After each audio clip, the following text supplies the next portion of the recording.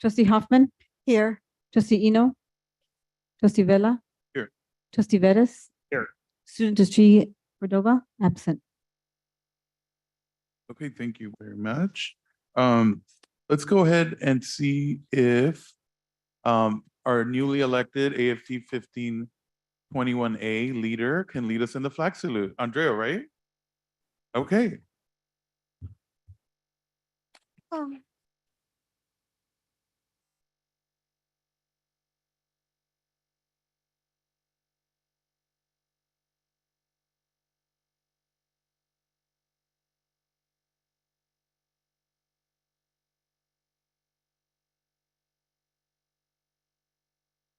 Thank you so much and welcome. Yes. They didn't want you to catch it for me. The Los Angeles Community College District recognizes that we occupy land originally and still inhabited and cared by the Tongva, Tatavian, Serrano, Kiz, and Chumash people. This acknowledgement demonstrates our responsibility and commitment to truth, healing, and reconciliation, and elevating stories, culture, and community of the original inhabitants of LA County. We're grateful to have the opportunity to live and work and teach and educate in these ancestral lands. Before we take a motion to approve the order of business, Deputy Chancellor, are there any changes to the agenda? Yes. Yeah, you're on. Okay.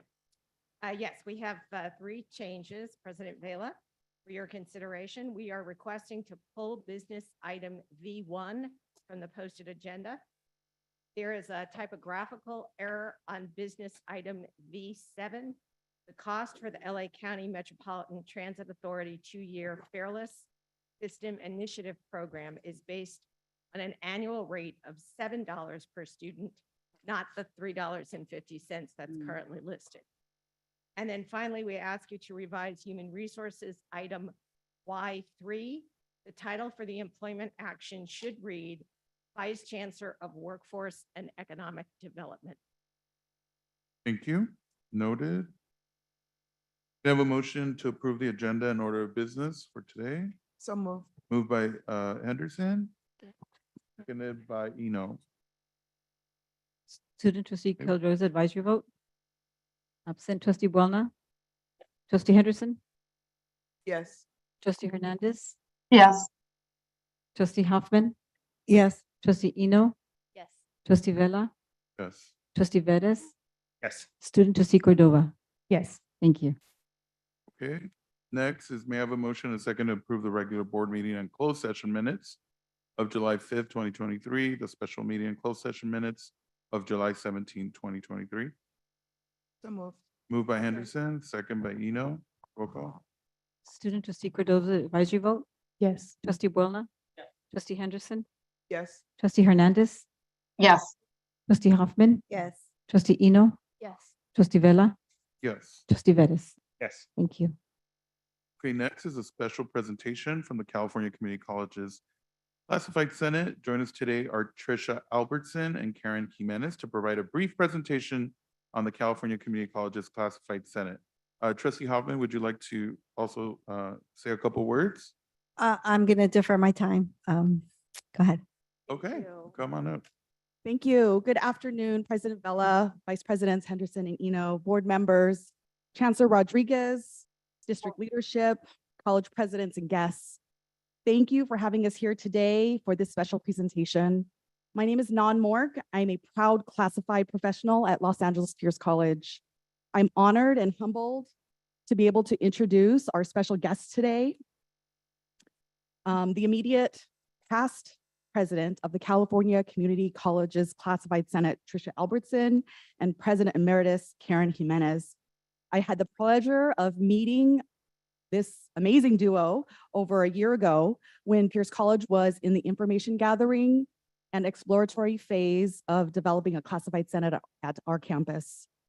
They are here to share information on the work and advocacy of the California Community Colleges Classified Senate, its mission, values and goals, and ultimately the benefits of having a classified senate or council on campus. From this presentation, we hope that you see the importance of improving equity, communication, empowerment, and advocacy for our classified employees, all which are major factors in providing quality services for our students and ultimately increasing the rate at which our students enroll, stay, and succeed at our colleges. So without further ado, I'd like to welcome Tricia Albertson and Karen Jimenez. Welcome. You. Well, pretty much took a lot of what I was gonna say, so. So, good afternoon, Board President Vela, board members and guests. Thank you for allowing the California Community Colleges Classified Senate, also known as 4CS, to come and share with you today and take some of your time. I'm Tricia Albertson, the immediate past president as of about 33 days ago. I've been part of this 4CS organization since 2015. I also am a very proud classified professional from Chaffey College. I've worked there since 2000, and I was our local classified Senate president for 15 years on and off. Chaffey was the first Senate in the California. We helped organize the statewide Senate. And I'm going to introduce Karen, and she can tell you a little bit about herself before we go on. So, good afternoon. And again, I'm Karen Jimenez. I am the President Emerita, and I have been on the board since 2013. And I work at Irvine Valley College, and I've been there since 2008. So, and I'm very proud to be a classified professional and enjoy my time with the Senate. I actually served as the Senate president at IBC for 2 years. And actually, the statewide classified Senate actually got inspired by an employee at IBC. Thank you. We do have some handouts over here for you that I think one of the ladies was going to share with you for your leisure reading at some point. So we just wanted to share a little bit with you of who we are and what we do for classified professionals and the success of our students. 4CS is a nonprofit organization.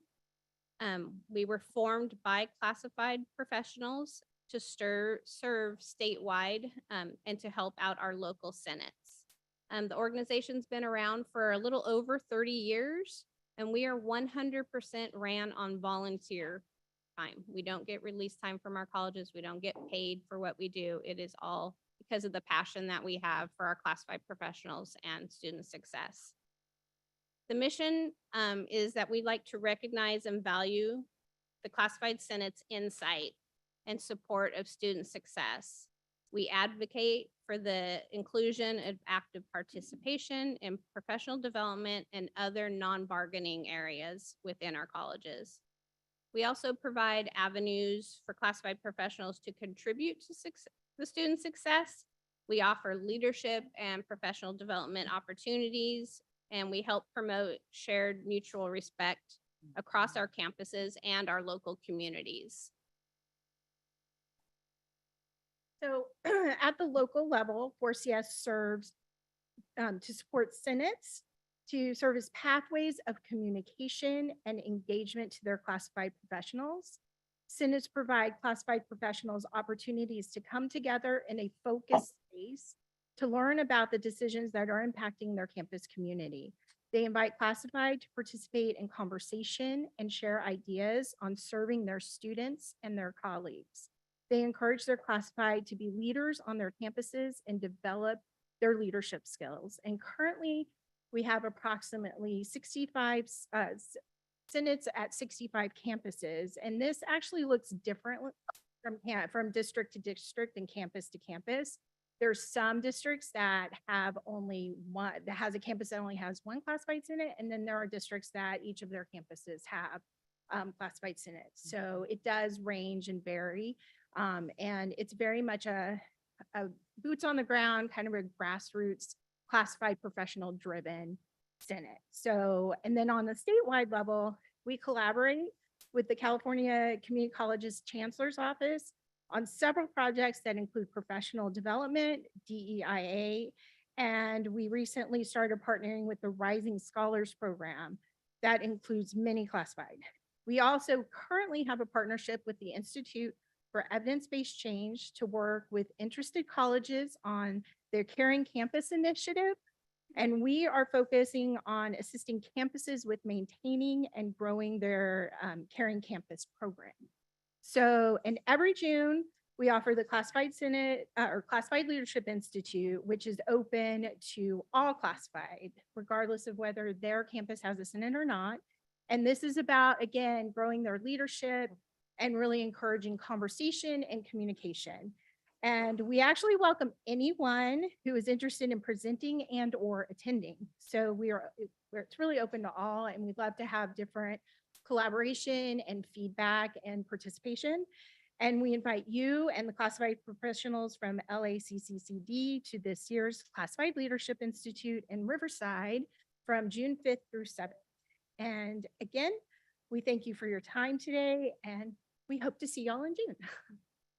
Thank you so much. Really appreciate the presentation. Very, very informative. I'm gonna see if my colleagues have any questions. Do you guys mind?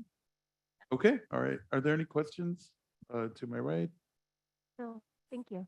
Okay, any questions?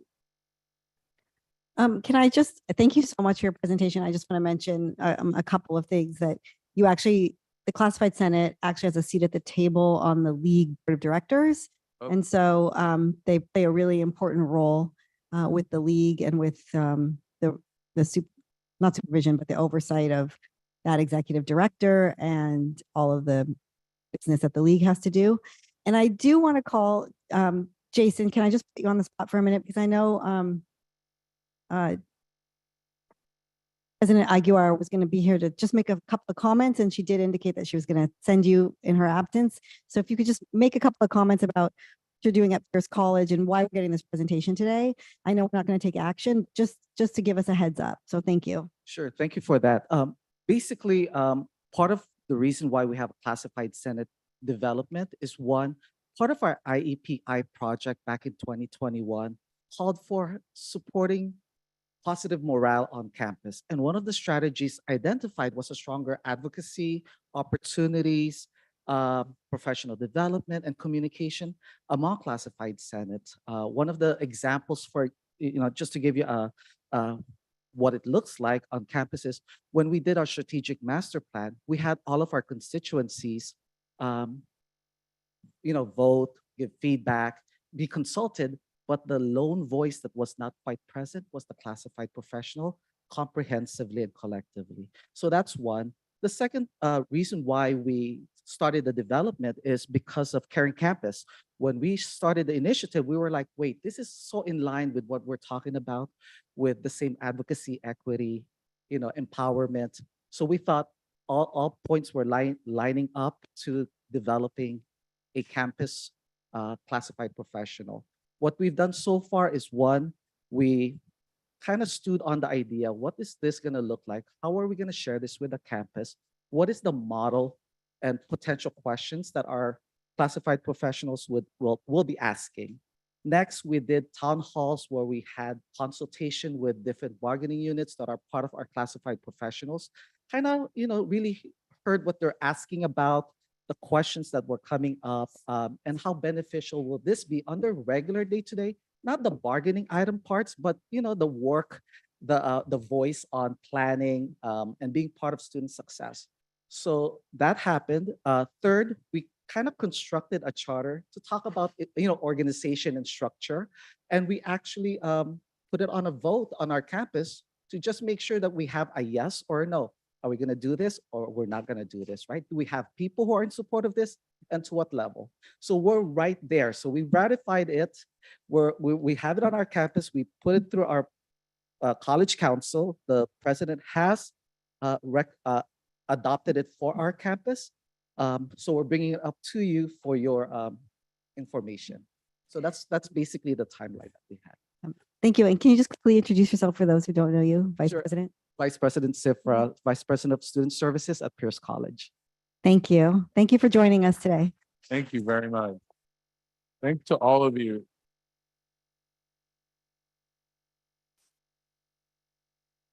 Next are reports from representatives that are here today. Let's go ahead and see if anyone at the resource table would like to come up to the podium and report.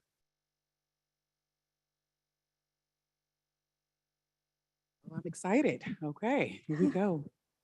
Well, good afternoon, Board President Vela, Vice Presidents Henderson and Eno, Board of Trustees, Chancellor Rodriguez, attendees both in person and those online. My name is Andrea Edwards, and I am the newly appointed AFT 1521A Staff Guild President. And I stand before you today very humbled and excited to represent some of the most hardest working, dedicated members of AFT 1521A. Thank you. Local 1521A Staff Guild is humbled in serving our community, is outlined in our preamble. We are committed to embodying your mission statements throughout the college. With nearly 1,500 robust, hardworking, dedicated individuals as diverse as the campuses we serve on, we make the theoretical constructs and policies applicable daily as we work at our respective campuses and departments. Our contractual agreement was not born overnight, but forged over 30 long years. But it serves as a living testament what compromise, respect, and understanding can yield. Even when we do hold opposing positions and needs, we have all chosen to dedicate our lives and our careers to improving our educational systems and serving the future leaders, our students.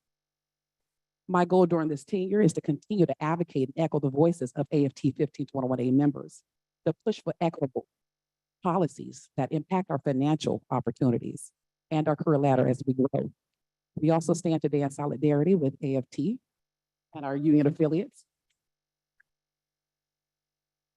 So I thank you for this time, and I am humbled and gracious to stand before you guys today and look forward to working and building a beautiful rapport. Thank you so much.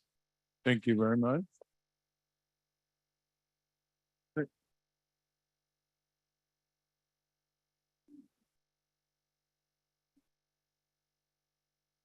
Before I begin, a little housekeeping.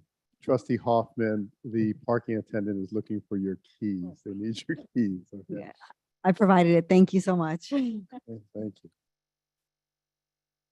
Good afternoon. Behind me are many of the faculty of the LACCD and our partners in 1521A.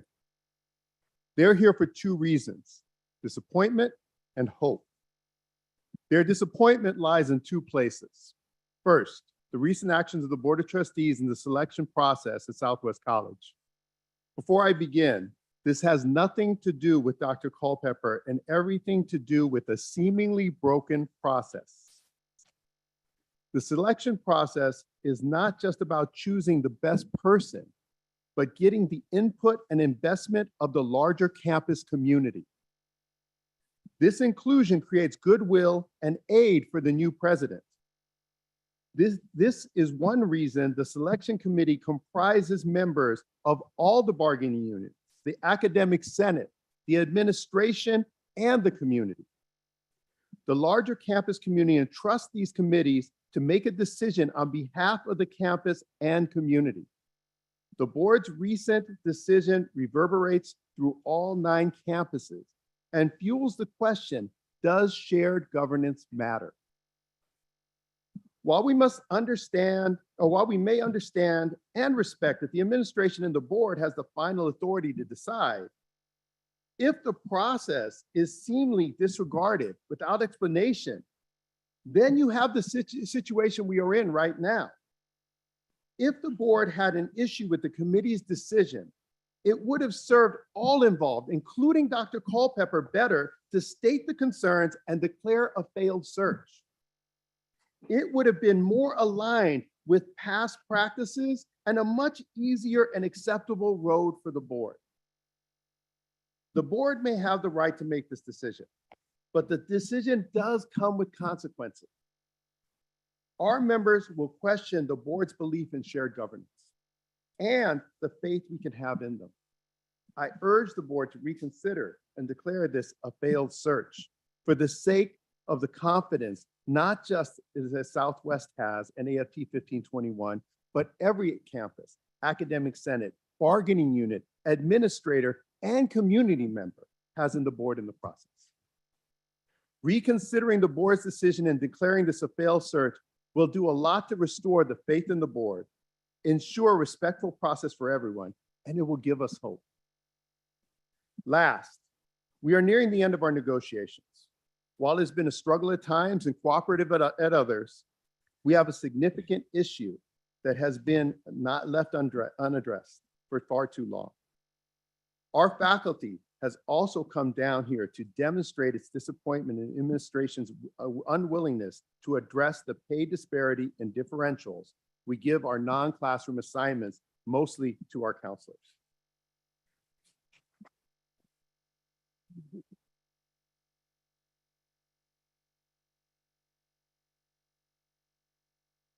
I want to invite one of our counselors, Mark Hobbs, to take some of my time and give you a sense of what the majority of our faculty members feel.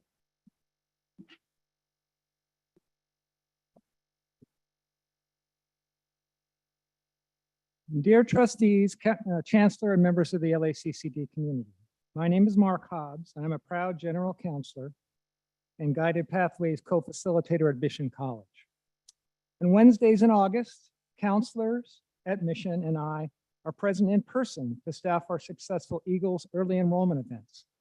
Seeing a counselor is one of the main reasons students attend these events, and I did not make the decision to come here today lightly.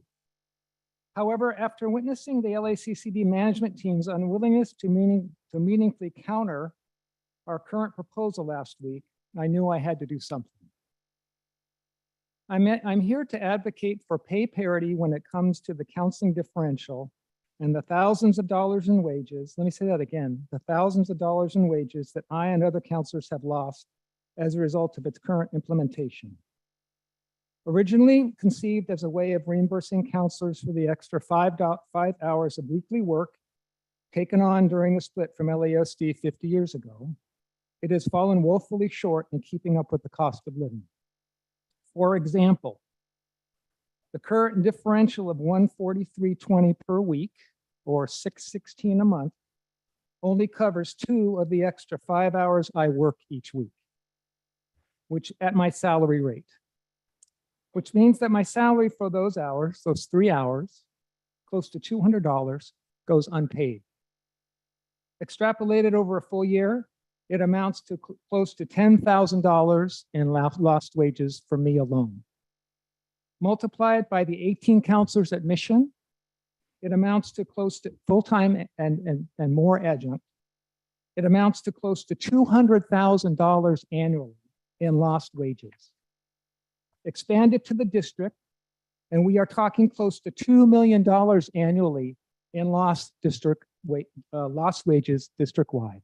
$2 million. My continuing to work these hours has been an example of my goodwill that I and others feel toward the district and our students, but it cannot continue. Counselors cannot be expected to incur this kind of deficit going forward. The cost of living in LA already requires many of us to live far away from where we work. I myself had to move into the service area of one of our main competitors in order to own a home. I trust you can see the compelling nature of this issue. This paints the district, and I do not say this lightly, the equivalent of a slumlord squeezing every ounce of blood out of the faculty turnip. Trustees, if you are truly on the side of a fair contract, treat faculty with the respect they deserve, and we will take the district to new heights in helping our students achieve the success they also deserve.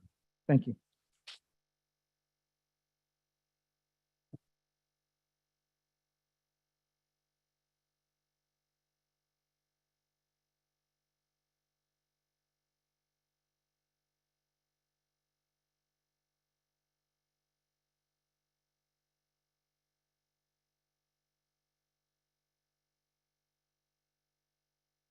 I'm going to go a little off script.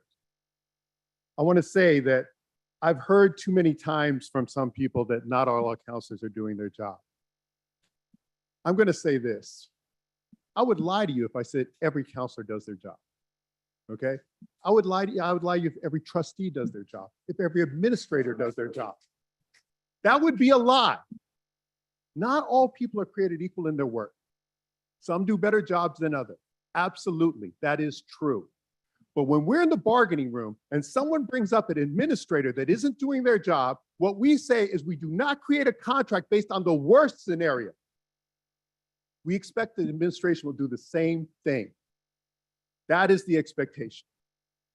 Please hear the sincerity in our message and help us right this wrong so we can all move forward together and have hope in the future. Thank you.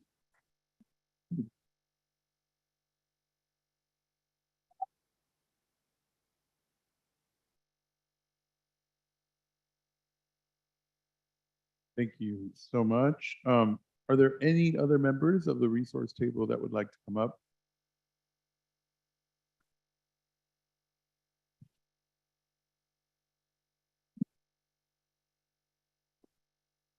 Good afternoon, Deputy Chancellor and members of the Board of Trustees. I am Blanca Barajas, CalWorks Director at Los Angeles Southwest College and President of the Classified Management Association. On behalf of my fellow classified managers district-wide, I am here to express the CMA's respectful concern for the disregard of established processes related to Los Angeles Southwest College's presidential selection. Trust in the process. Those are the words I shared with one of my colleagues, given their nervousness serving on their first administrative selection committee. Trust in the process. As one of 11 LASC colleagues serving on the recent LASC Presidential Search and Interview Committee, which included the first experience on a hiring committee for our LASC student representative, and another colleague who served on the committee, I was dismayed to learn that a board that promotes and proclaims diversity, equity, inclusion, and accessibility has brazenly disregarded the unified voice of a selection committee. Now, more than ever, we need to work in partnership, following our longstanding tenets of participatory governance as we prepare for significant changes, including the end of hold harmless and demographic changes. We look towards you for trusted leadership built on participatory governance, respect, and communication, inclusive of all contingencies. On a personal note, as an alumna of LASC, a dedicated LASC employee of over 25 years, and a lifelong member of LASC surrounding community, I want to share an excerpt of an email I sent to the Chancellor in response to his July 19th email to the Presidential Search and Interview Committee indicating his recommendation. Quote, "The district and Board of Trustees continue to treat LASC disparagingly, and let me tell you, it hurts. When we think we are taking a step forward, we find ourselves taking 2 steps back. I am beyond sad, Chancellor, for my college, community, and for me, because I love this college without bounds."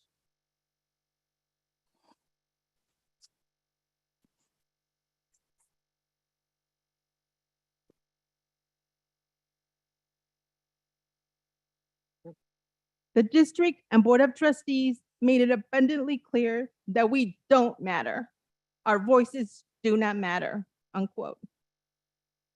To his credit, the Chancellor did reply to me a few hours later that evening with, "Let's plan to connect and talk."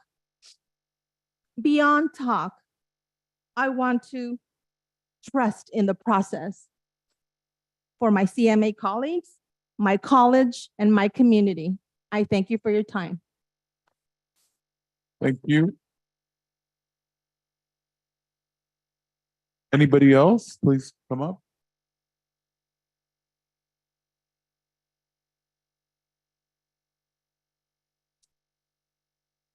Good afternoon. My name is Angela Echeverry, and I'm currently serving as the president of the District Academic Senate, and with me, my colleague, Jeff Hernandez, vice president. First of all, I want to start my remarks by stating that our objections have nothing to do with the candidate selected to be permanent president at Southwest, but with the process that was followed. We want Southwest College and its president to be successful.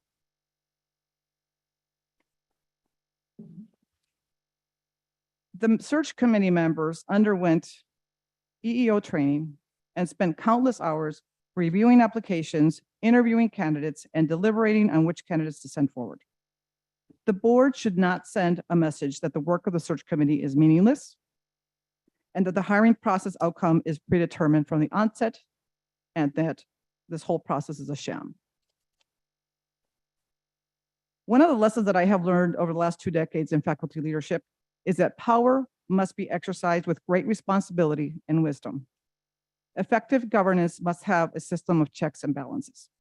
When an individual or body has unchecked power and absolute power, it inevitably leads to corruption and unintended negative consequences. The Board of Trustees has broad power and authority, but it does not have absolute power. It has the discretion and authority to hire any candidate from a pool of finalists forwarded by a search committee. Furthermore, if it is not satisfied with the pool of finalists, the board has the power to ask the presidential search committee to forward additional candidates for consideration. In this case, it chose not to do so. Additionally, the board also has the power to reject all candidates forwarded by a search committee, declare a failed search, and start a new one. It can also do this while extending the contract of the interim president. In this case, it chose not to do either. Even though this is exactly what it just did at Pierce College and what it did in 2001 at Trade Tech College and what it has done at several other colleges over the decades. Our position is that the board does not have the authority to handpick a pre-selected candidate and hire that candidate if that candidate was not forwarded by a search committee. The board does not have the authority to circumvent the role of a search committee, and the board does not have authority to engage in unfair hiring practices. All candidates and colleges deserve a fair hiring process. I respectfully repeat my assertion that the board is overstepping its authority in this situation. Due to the seriousness and alarming implications for future hires and legal exposure to the district, the DIS met on Friday in this very room to unanimously approve a resolution, and that resolution is posted on board docs. As you have heard, many LACCD constituents, including bargaining unit representatives, administrators, and even board members, share similar concerns to ours.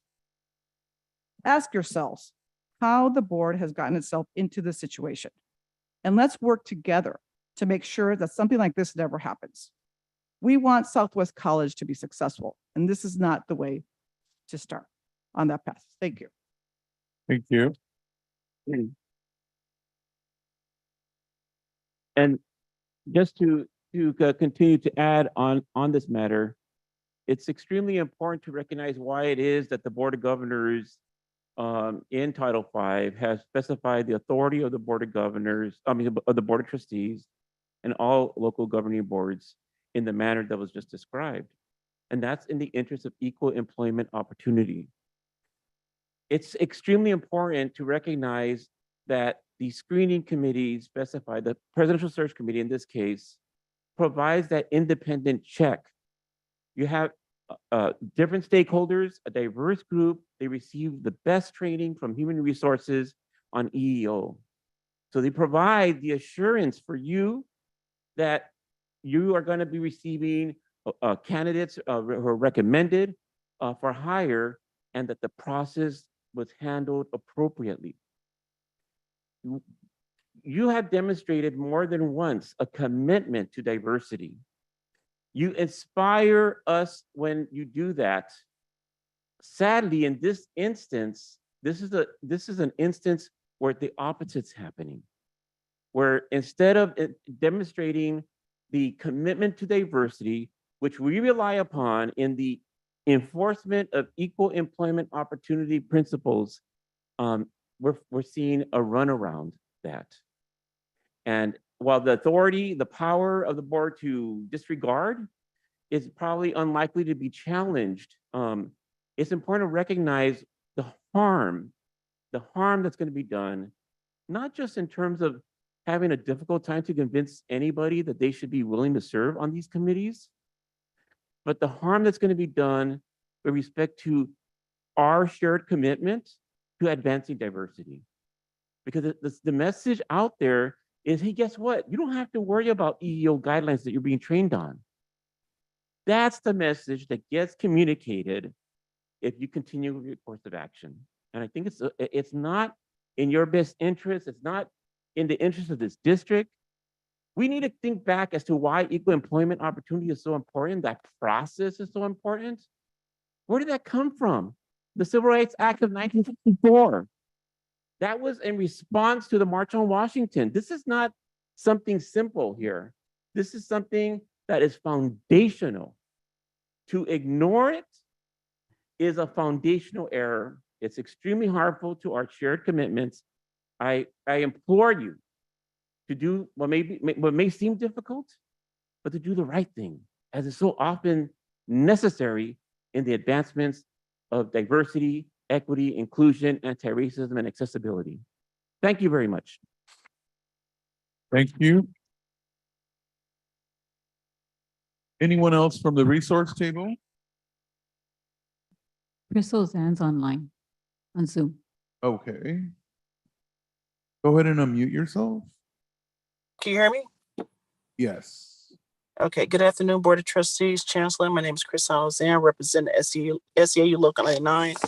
I just want to say no disrespect to Dr. Culpepper. However, if, what I'm hearing is that the process was not followed the way it should have been followed, and that is something that needs to be addressed, by the board, by the Chancellor. I don't understand really why what's the point of having an interview process if at the end the Chancellor gets to pick who he wants to pick. So I just wanted to say that. Also, I want to also mention, as we deal with the extreme hot temperatures, I just want to make sure our members are being treated with respect and work in an environment that is safe. We had some issues where our members, were working in buildings that had no air conditioning on and not provided with water, knowing that all the water faucets on campus were not working at one particular campus.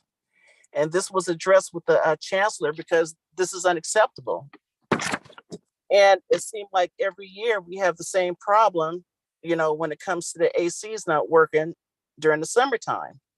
So I just want to say to our camper leadership, please don't forget about our members when it comes to the extreme hot weathers. We have members that work outside. Some campuses experience extreme heat more than others, like Mission, Pierce, City, and Valley. So I ask that you be mindful of making sure that they're not being overworked, they take their breaks, stay hydrated, stay in the shade if needed during these extreme hot weathers. And to give an update, water is now being provided to the campus that had the concern with the water faucets not working. And I want to thank you, Chancellor, for addressing that concern. And I also ask that the district, send out a newsletter to everyone, reminding everyone to be safe in this heat. We used to have something sent out every year, and I requested for that, and it hasn't happened. So thank you. Thank you. Is there anyone else from the resource table online that would like to speak? Do we have anyone else, Lupe? I know that Dean Harrington sometimes. No, sir, that's it. With Teamsters. Okay. Okay. All right. Let's move on. We received the Chancellor's monthly report, which includes activities at the colleges from college presidents. Do any of the presidents wish to further comment or highlight anything that wasn't in the Chancellor's report? Go ahead and just come on up to the podium.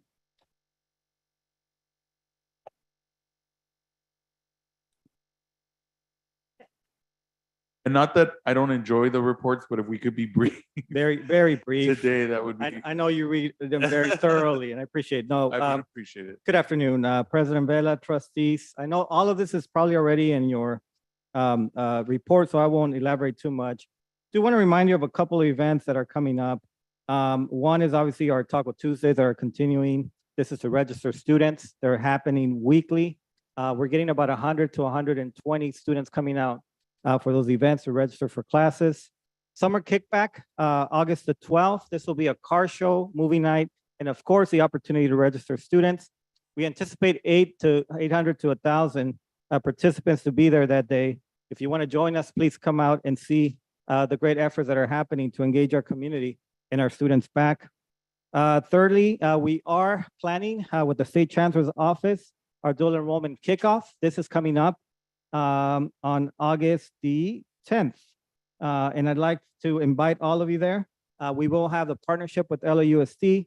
The goal is to have all of our ninth graders, both at Garfield High School and Alhambra as pilots, to be taking at least one college class. So this is a great complement to the work we're doing with LAUSD already and getting the ninth grade program kicked off. So again, State Chancellor Christian will be with us, of course, our own Chancellor, Superintendent Carvalho, and others.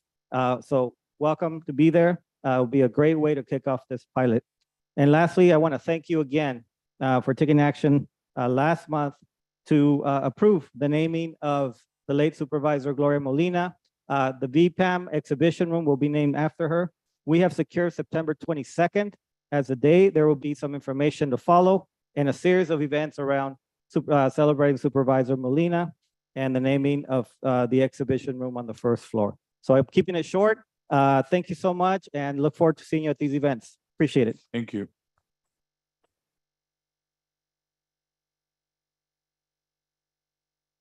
Good afternoon, President Vela. Good afternoon. Boards of Trustees members. I'm Brian Stokes. I'm the Vice President of Administration for West Los Angeles College, and I am representing Dr. Limbaugh today. Just 4 quick updates. We're really excited about our enrollment numbers. If you look, you will find that our headcount is up about 16% over last year and 4% over 2021. Our overall enrollment numbers for credit enrollment is up roughly 15%. We've been working diligently to make sure that we continue through a enrollment management program and process to meet the new challenges of the day. The second thing is that we have LA Promise Summer Transition Program, where we have about 240 students who have been signed up for the program, and we're looking forward to seeing those students enroll in the fall semester. Point number 3 is on August 12th, we're having a street food cinema at the college. We're expecting a large contingency of students and local community members to visit the college. We will be having a movie, The Dream, wait a minute, make sure I understand. The movie will be Bring It On, by starring Gabriella Union. So we hope that members of our community will attend. And then 4th, as part of the Climate Center purpose, per AB 1913, we have to develop a sustained and annual climate change and sustainability conference. And West Los Angeles College is putting everyone on notice that we are scheduling a climate action palooza on October 24th, 25th, and 26th. And we hope that we will see members of the community there to support what is no doubt going to be a great event and part of our push to sustainability at West Los Angeles College and throughout the district. So this is my update. Thank you for allowing me to do that. Thank you very much.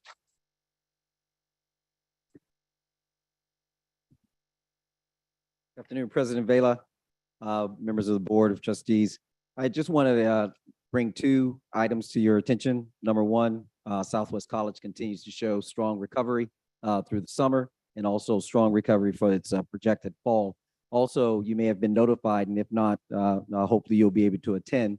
This coming Friday, Congresswoman Waters has made an announcement that she'll be at Southwest College for the higher LAX graduation, and she is planning to make a significant presentation to the college. And so I hope that you all are available to come. I know we've reached out to your administrative assistants, and so hopefully you'll be able to be with us. Thank you.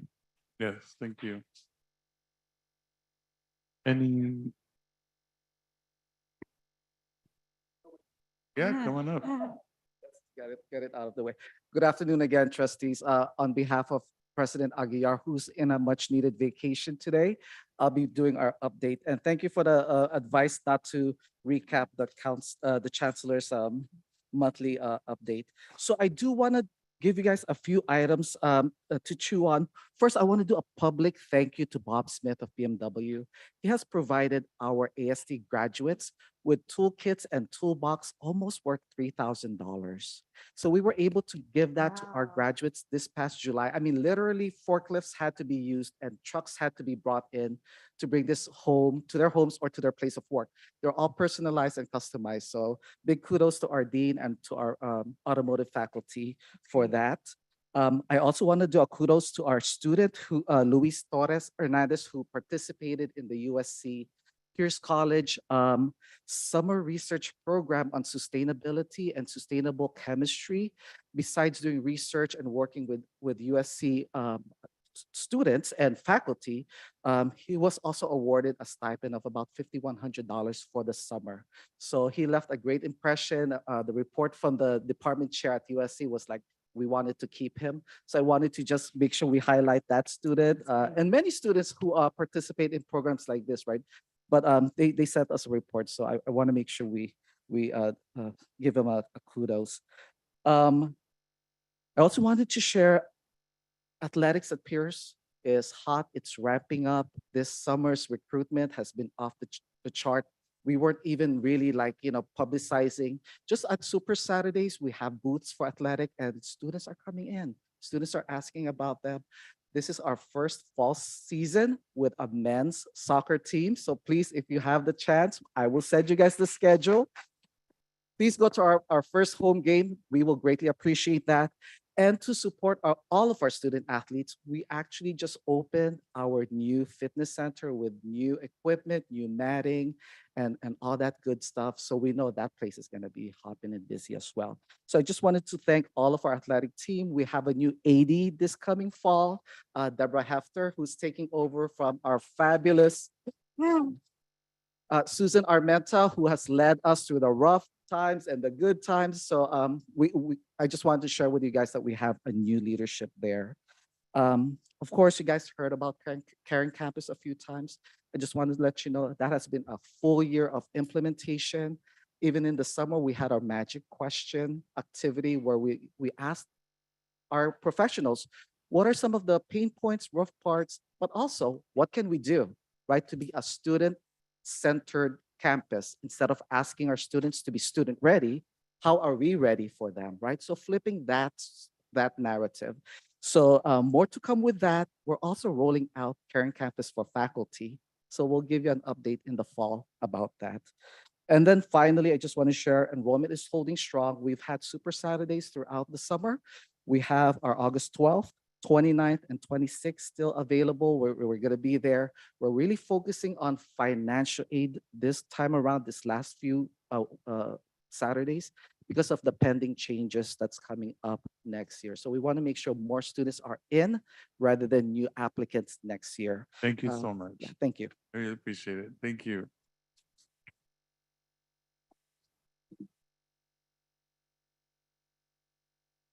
Hi, everyone. I'm Matt Jordan, the Vice President of Academic Affairs at Valley College, and I'm here today for President Gribbons, who is going to be late because he is touring Representative Tony Cardenas through our Veterans Resource Center now.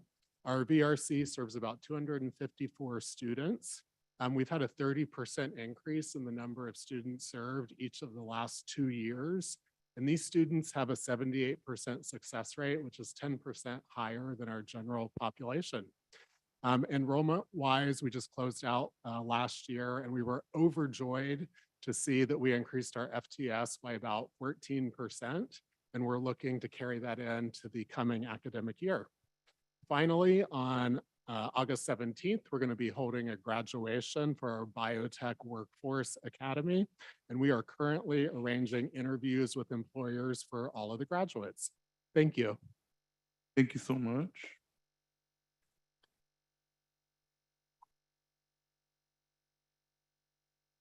Hey, good afternoon, Board President and Deputy Chancellor and Trustees.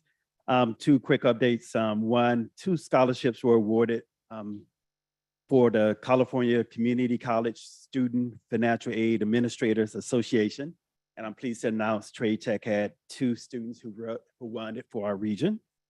The second announcement is our College Promise Summer Bridge Program, which introduced high school graduates to the college and also to many resources in the college. We're halfway through the program and we have matriculated over 700 students today. So thanks. Just one quick follow-up question. Did you Yes. ever get that elevator fixed? Yes. Okay, it's a lot we more really need to process. fix it. Yes, Okay, please. thank you. If that could be a priority, thank you. Good afternoon. I promise I'll be quick. I just need to get a few items on your calendar, so that way you guys can look forward to joining us at Harbor College. We continue to do our early decision events, and we welcome students to campus. As a matter of fact, today we had one. We are having our Harbor Palooza. That's our kickoff for 0 week, where all our students come and we have a huge block party at Harbor College. So that's August 22nd. We are knee-deep in planning our fall opening day for August 24th. We are excited to welcome back all our faculty as we continue to add more in-person classes. And so, yes. Our Athletic Hall of Fame is September 30th. And then our Reggie Run for Education is October 28th. And also, if you have time, our Super Saturday for August 12th is packing. We have a lot of RSVPs. And the day before that, we have our Transfer Con, where we get our students ready for transfer right from the get-go. So I want to say thank you to our counseling faculty that have a major impact when it comes to making sure that our students are on the right path. Thank you. Thank you.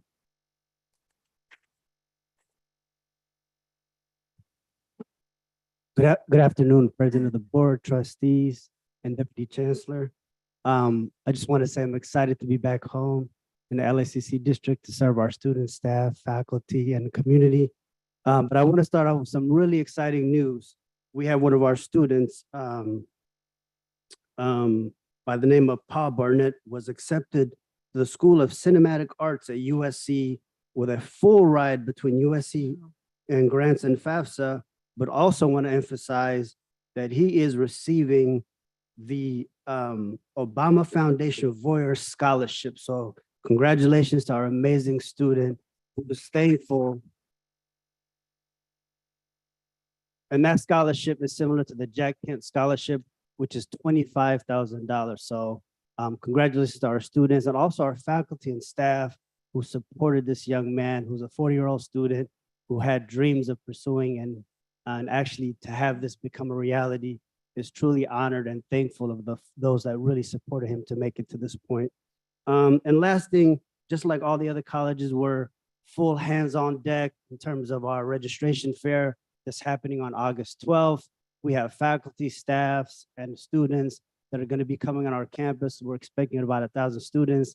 So we'll have food trucks, activities, all the counselors, all the support staff, all our leadership team will be on campus, welcoming our students, transitioning them to the campus, and we are excited for the new year. So if you are available, please come join us in welcoming our new students as they register and transition to the college.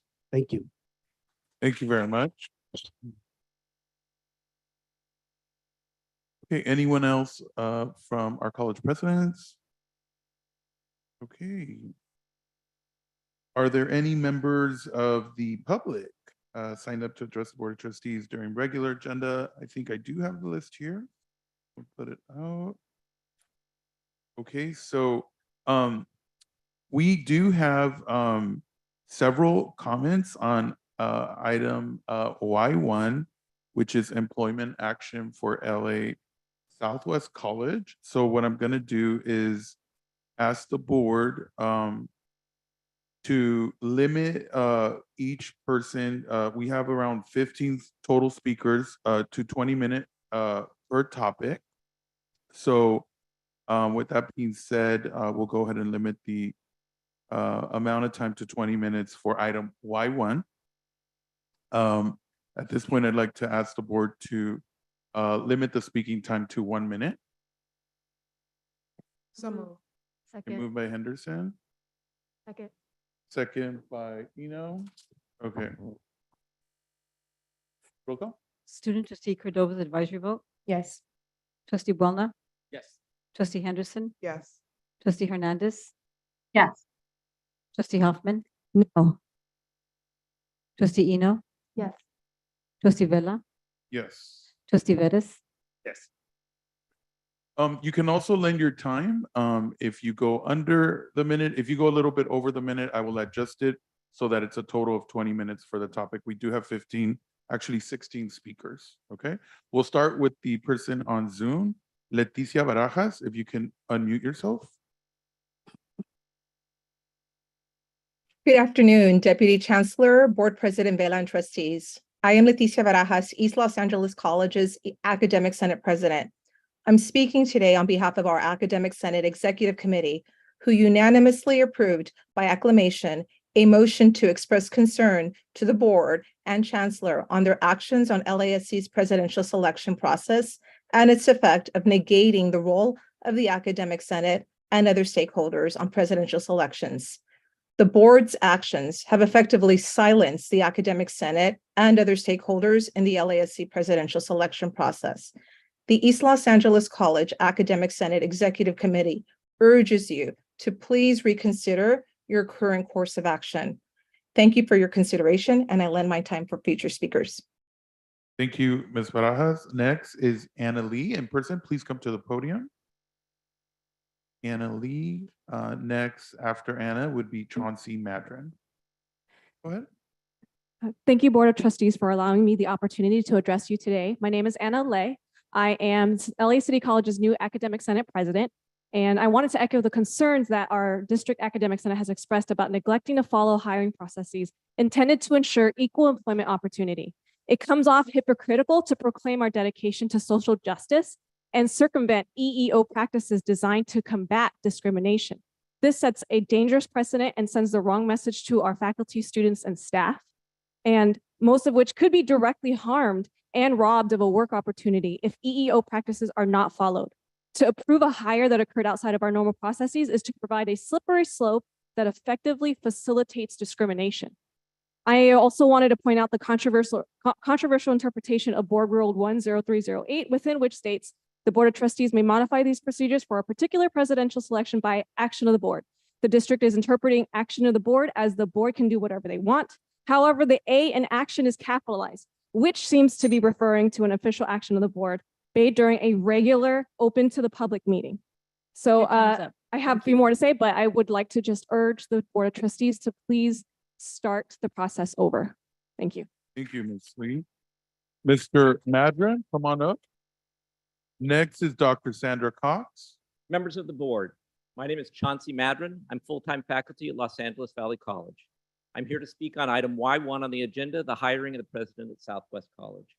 Why am I, a faculty member from Los Angeles Valley College, here to speak on the hiring of a president at Southwest?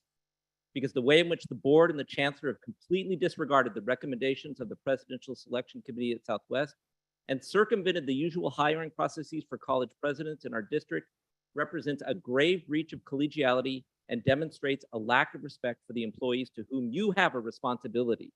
I stand here in solidarity with my colleagues at Southwest to ask you to vote down item Y1. The action on the part of the board flies in the face of the board's own stated commitment to diversity, equity, and inclusion. To give agency to a group of people and then take that agency away from them is actually not equity. It is the opposite of equity. I ask that you restore integrity to the presidential selection process at Southwest and other colleges by voting down the contract item under I1, declaring a failed search, and returning the power to select their own college president to the faculty, classified staff, and administrators and community members at Los Angeles Southwest College. Thank you. Thank you very much. Dr. Sandra Cox. After that is Robert Stewart. Good afternoon. Good afternoon. This is my first opportunity to ever be here, and I found in person.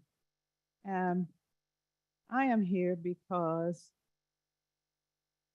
as you already know, I have a long history with Los Angeles Southwest College. If you didn't know it, you know it now.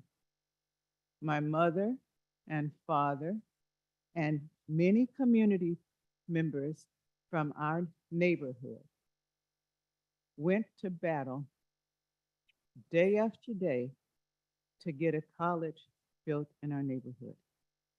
We lived in the Athens area of Los Angeles, South Los Angeles, and there was no college there available for us to go. My parents left Birmingham, Alabama in the 1940s because Go ahead. We're gonna allow some of the time from the 20-minute allotment. So Okay. please. because my mother and wanted to go to college, but she was denied because of segregation and discrimination. They left Birmingham, Alabama, and came to Los Angeles in seeking a better life, and especially a better life for their children so that they could get a college education. I have two sisters, one of which is here, Brenda. The reality is our struggle to get a college at Southwest College didn't start last week. It started in the 1940s.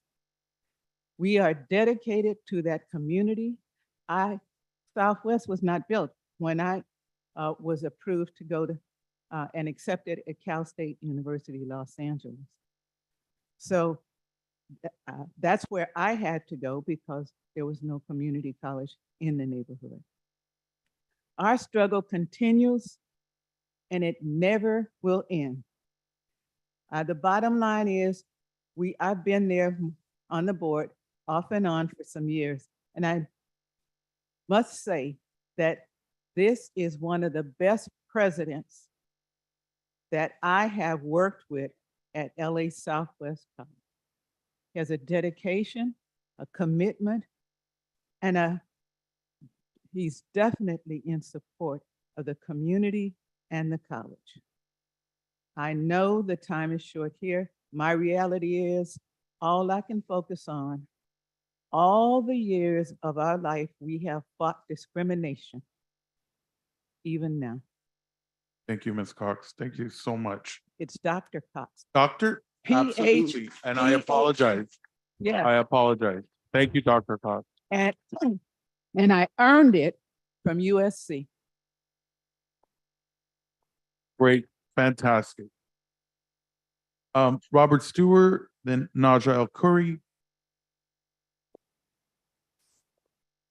Good afternoon, everyone. My name is Robert L. Stewart Jr., and I am a biological sciences faculty member and the immediate past academic senate president at Los Angeles Southwest College from the years 2017 to year 2023. So greetings to everyone in the room, including the board and everybody online. Rather than selecting one of the recommended candidates, the Board of Trustees rather loosely applied parts of BP 10308 and AB 7120 in order to allow the board to go back into the pool and interview one applicant. This is unprecedented and very problematic. Here's why. Board Policy 10308 reads, in order to initiate a presidential selection, the Board of Trustees shall pass an action directing the Chancellor to begin the selection process pursuant to this rule and pursuant to any modifications as approved. This was used to justify the Board of Trustees modifying the process as approved by the board. The problem with this is that the board policy Go ahead. the board policy says in order to initiate a presidential selection, it does not say that the board can modify the process after the selection committee has already done the work they are convened to do under the already approved process. Furthermore, to add injury to insult, the Board of Trustees not only modified the process after the committee had completed its work and after the Chancellor forwarded candidates, but the board also approved this action in closed session. A decision to alter or modify the process shall happen in a public Board of Trustees meeting, giving the public an opportunity to comment on the proposed action. The proposed action of the board was set in motion in a closed meeting, and then an announcement was made to the committee via an email by the Chancellor. Board Policy 10308 clearly requires that modifications are voted on by the board in order to initiate the selection process, and then indicating when the committee shall be formed and when the process is expected to be completed. I have about 5 minutes of stuff to say about this. Yeah. And I'm extremely disappointed that you guys are given 1 minute for something that's so important. I have not only served LA Southwest College, but I've served this district as well. I have for the past year worked with Dr. Culpepper. So this isn't about him. I also, as you know, do shared governance arenas at the state level. I see it at all 3 levels. This is not what it is. You guys should do better, and please do not do this to Los Angeles Southwest College. Do not do this to Los Angeles Community College District. Thank you. I want to make a note that Naja El Puri did lend their time over to Robert Stewart. Next is Olga Lara. Olga, are you on Zoom? Go ahead and unmute yourself and start. Next is, after Olga, is Roxanne Sanchez. Go ahead, Olga. We can hear you. Good afternoon, Board, Chancellor, colleagues, and guests. Can you hear me now? You're breaking up a little bit. Wanted to try again? Hi, can you hear me now? Is it clear? Yes. My name is Olga Lara, and I'm a proud member of this community and a faculty member at Southwest College. My statement has nothing to do with Dr. Culpepper, but the unethical and unfair hiring practices with this presidential search for Los Angeles Southwest College. I urge you to take the concerns seriously. Your actions and misuse of leadership power by appointing a person who was not vetted properly and dismissing the committee's work and recommendations will weaken, and for some of us, break the trust and confidence of this board, chancellor, and the others who are involved. What's enough when you ignore the voices of LA faculty and staff, when we express concerns about moral hostility, discrimination, and abuse of power by former administrators who did not follow proper policies and procedures? How can our institution continue to grow and be effective? And most importantly, have trust in the shared governance process, do the right thing, and do not move forward with this unethical process. Thank you. Thank you, Ms. Lara. Next is Ms. Roxanne Sanchez. Go ahead and unmute yourself. She's not on. Oh, she's not on? Okay. Next is Ms. Christine Wright. If you could go ahead and unmute yourself and begin.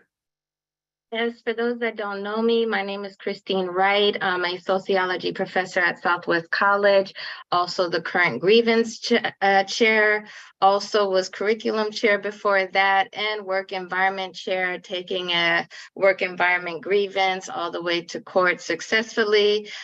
So to say that I've had long issues with administration of this district as well as the trustee is probably an understatement, but this is probably the most egregious thing I have seen. I have asked, I'm disappointed that this is even still on the agenda because it was given way more than 72 hours to be removed from the agenda.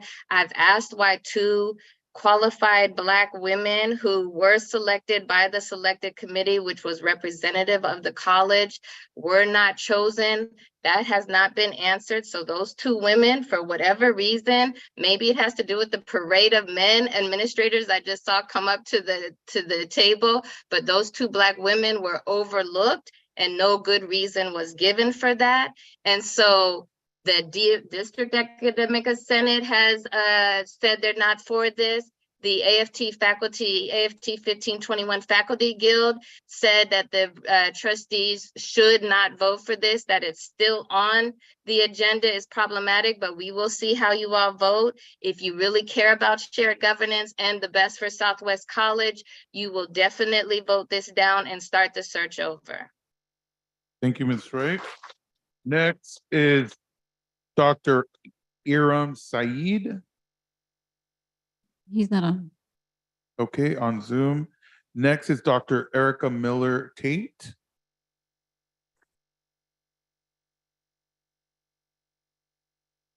Good afternoon, board members. Thank you for allowing us to be here. My name is Dr. Erica Miller Tate, and I stand here today disappointed in the board. I'm disappointed in the recent chain of events pertaining to your decision that contradicts the hiring process properly executed by the Presidential Search Committee. In June, the search committee thoroughly examined, screened applications submitted for the presidency position and interviewed those particular selected candidates. This process was strictly adhered to and no irregularities or improprieties were found. Upon the committee's conclusion of the interviews, 3 names were submitted to Chancellor Rodriguez as finalists. 2 of those finalists, both of which are Black females, were interviewed by the Chancellor and yourselves, the board members.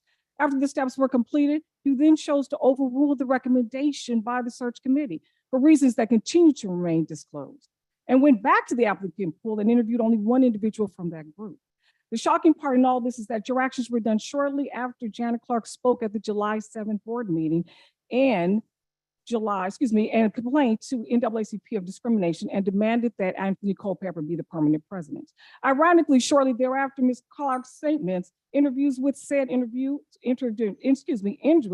were conducted by you on July 10th and 17th. What's even more insulting is how swiftly you executed your quote unquote authority on this matter, but never applied such measures when multiple complaints came across your desk regarding the sadistic, harassing, abusive former vice president of student services at Los Angeles Southwest College. In actuality, you all looked the other way when ignoring pleas from Black and brown female faculty. Not once did you give respect to the committee's decision, but rather you all decided to apply abusive power to completely disregard the will of faculty and staff and the participatory governance process. Your interpretation of Board Rule 10308 is troubling. It lacks gender equality and is in direct opposition to the hiring practices previously executed in this district. I ask that you as elected individuals not proceed with this appointment and give consideration to the recommended names of the 2 Black females that were sent forth by the Presidential Search Committee. Thank you for the time. Thank you, Ms. Miller.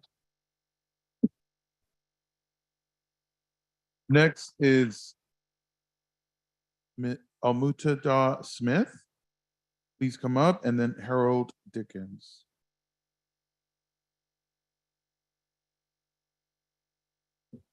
Good afternoon. Almutada Smith. I'm an attorney based in downtown LA and the immediate past chair of the Los Angeles Southwest College Foundation. I'll be brief and yield some of my time to my colleague, Dallas here. Just briefly, if you do start a new presidential search process, and I did serve on that committee, I believe there was too much ambiguity and subjectivity in the process, and that would allow individuals to, come in with their mind made up. I'm not saying that happened, but it's possible. So if you do start the process over, please provide, clear guidelines and make sure there's no ambiguity so that subjectivity cannot come into play. Thank you. I appreciate that. Greetings, board members, board trustees, Dallas Fowler. I am on the board of directors for LA Southwest College Foundation, and I grew up in the Southwest College community and spent a number of summers on Southwest's campus. I also worked at the McDonald's down the street from the Southwest. I am from this community.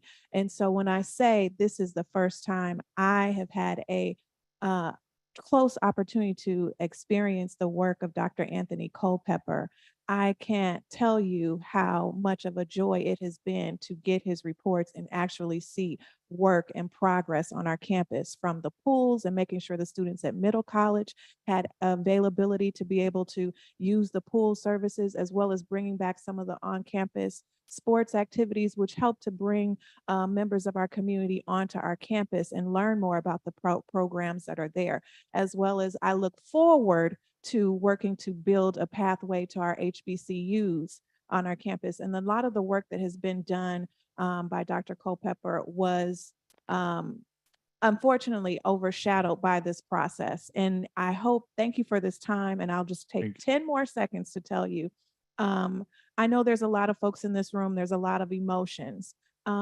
If you are not living south of Manchester, please consider the people who really live here and use this facility for our experiences. Dr. Culpepper is the best qualified candidate. Looking at his resume, we can't understand why he was not interviewed. And so maybe there was too much subjectivity in the Thank you. process that did not allow him to be interviewed. Thank you, Ms. Fowler. Appreciate that. And you were allotted Dr. Aaron Syed's time.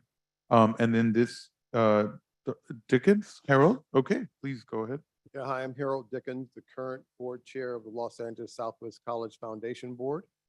And I've been on the board for quite a few years, and I've worked with many of the presidents. And I can tell you that Dr. Culpepper has been very instrumental in achieving things for Southwest College. And the board stands firmly behind Dr. Culpepper as being president of Southwest Community College moving forward. I do see that there's a lot of emotion in the room here. There's some issues that maybe if you do have to go back to the selection committee, that we can get some of those things worked out. But we stand behind Dr. Culpepper, and we ask that you vote him in as president of Los Angeles Thank Southwest you. College. Thank you so much. Next is Dr. Elizabeth Thornton and Ms. Katrina Taylor. Please come on up.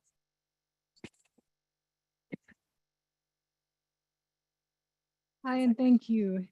In my capacity as the Secretary of the Valley College Academic Senate, I'm speaking in support of the District Academic Senate's concerns about the Southwest College presidential hiring process. And as everyone has stressed, the key word here is process, not candidate. I find it particularly appalling that any aspect of the screening process, the recommendations of the hiring committee no less, should be circumvented at this time, meaning less than a year after the district lost a $10 million lawsuit rooted in the alleged behavior of a former administrator at the same campus. The quality of the administrative screening process to which that candidate had been subjected can be inferred from the fact that his felony stalking conviction, the domestic violence allegations against him, etc., were a Googleable scandal given that they transpired during his time as an LAPD sergeant. Let's dot all our I's, cross all our T's, and not disregard faculty recommendations at the cost of diversity, equity, and inclusion, as others have stressed. Thank you. Ms. Katrina Taylor, please come on up. And then after Ms. Katrina Taylor is Barbara Anderson. Please come on up. Katrina Taylor, LASC faculty. In 2016, through gross reinterpretation of rules, the Senate Judiciary Committee effectively banned the nomination of Merrick Garland to the United States Supreme Court. They argued that the Senate had the constitutional right to act as a check on the president and withhold its consent, and they did, setting this country back by at least 50 years with Black and brown bodies bearing the brunt of it. Today, this board finds itself in a similar situation through a series of unprecedented moves. Process and the will of the people have been completely dismissed. Esteemed members of the board, as with the rejection of Merrick Garland's nomination, there are far-reaching implications to the decision you all will make today for LASC, as well as the other 8 sister campuses. I would like to believe that this is all in the best interest of LASC and not the result of political maneuvering. Perhaps there's insider information of the candidate's ability to successfully lead LASC. However, after a year of on-ground experience, some within the campus community cannot share in your enthusiasm. So today, I am hoping that your morals and values will guide your decision-making. I humbly and respectfully request a reversal of your decision today and declare this a failed search so that we may begin again in earnest. Thank you. Thank you. And then Barbara Anderson, please come on up. Thank you, President Bella and Board of Trustees, Dr. Burke, and members of this room here, this body. This is a day of solidarity. When you look around the room, I see my colleagues, so proud of them, my AFC brethren, AFC 1521A and their achievements. This is a great day for you to also stand in solidarity with the Southwest faculty. Do the right thing. My emphasis is on the word process as well. In my communication studies classes, I teach the definition of communication, which includes the word process. We talk about how previous events influence later events. Be wise in your choices. Be wise with your responsibility that you bear. Thank you. Thank you all. I want to thank everyone that spoke during public comment. Thank you for being here. We do have now reports from the board. These are reports of standing and special committees. Trustee Hernandez, can you please summarize the proceedings of the ad hoc committee on student basic needs that you chaired on July 14th? Sure. Caught me off guard with being first. Usually it's standing. I apologize. No worries, no worries. So our ad hoc basic needs committee met.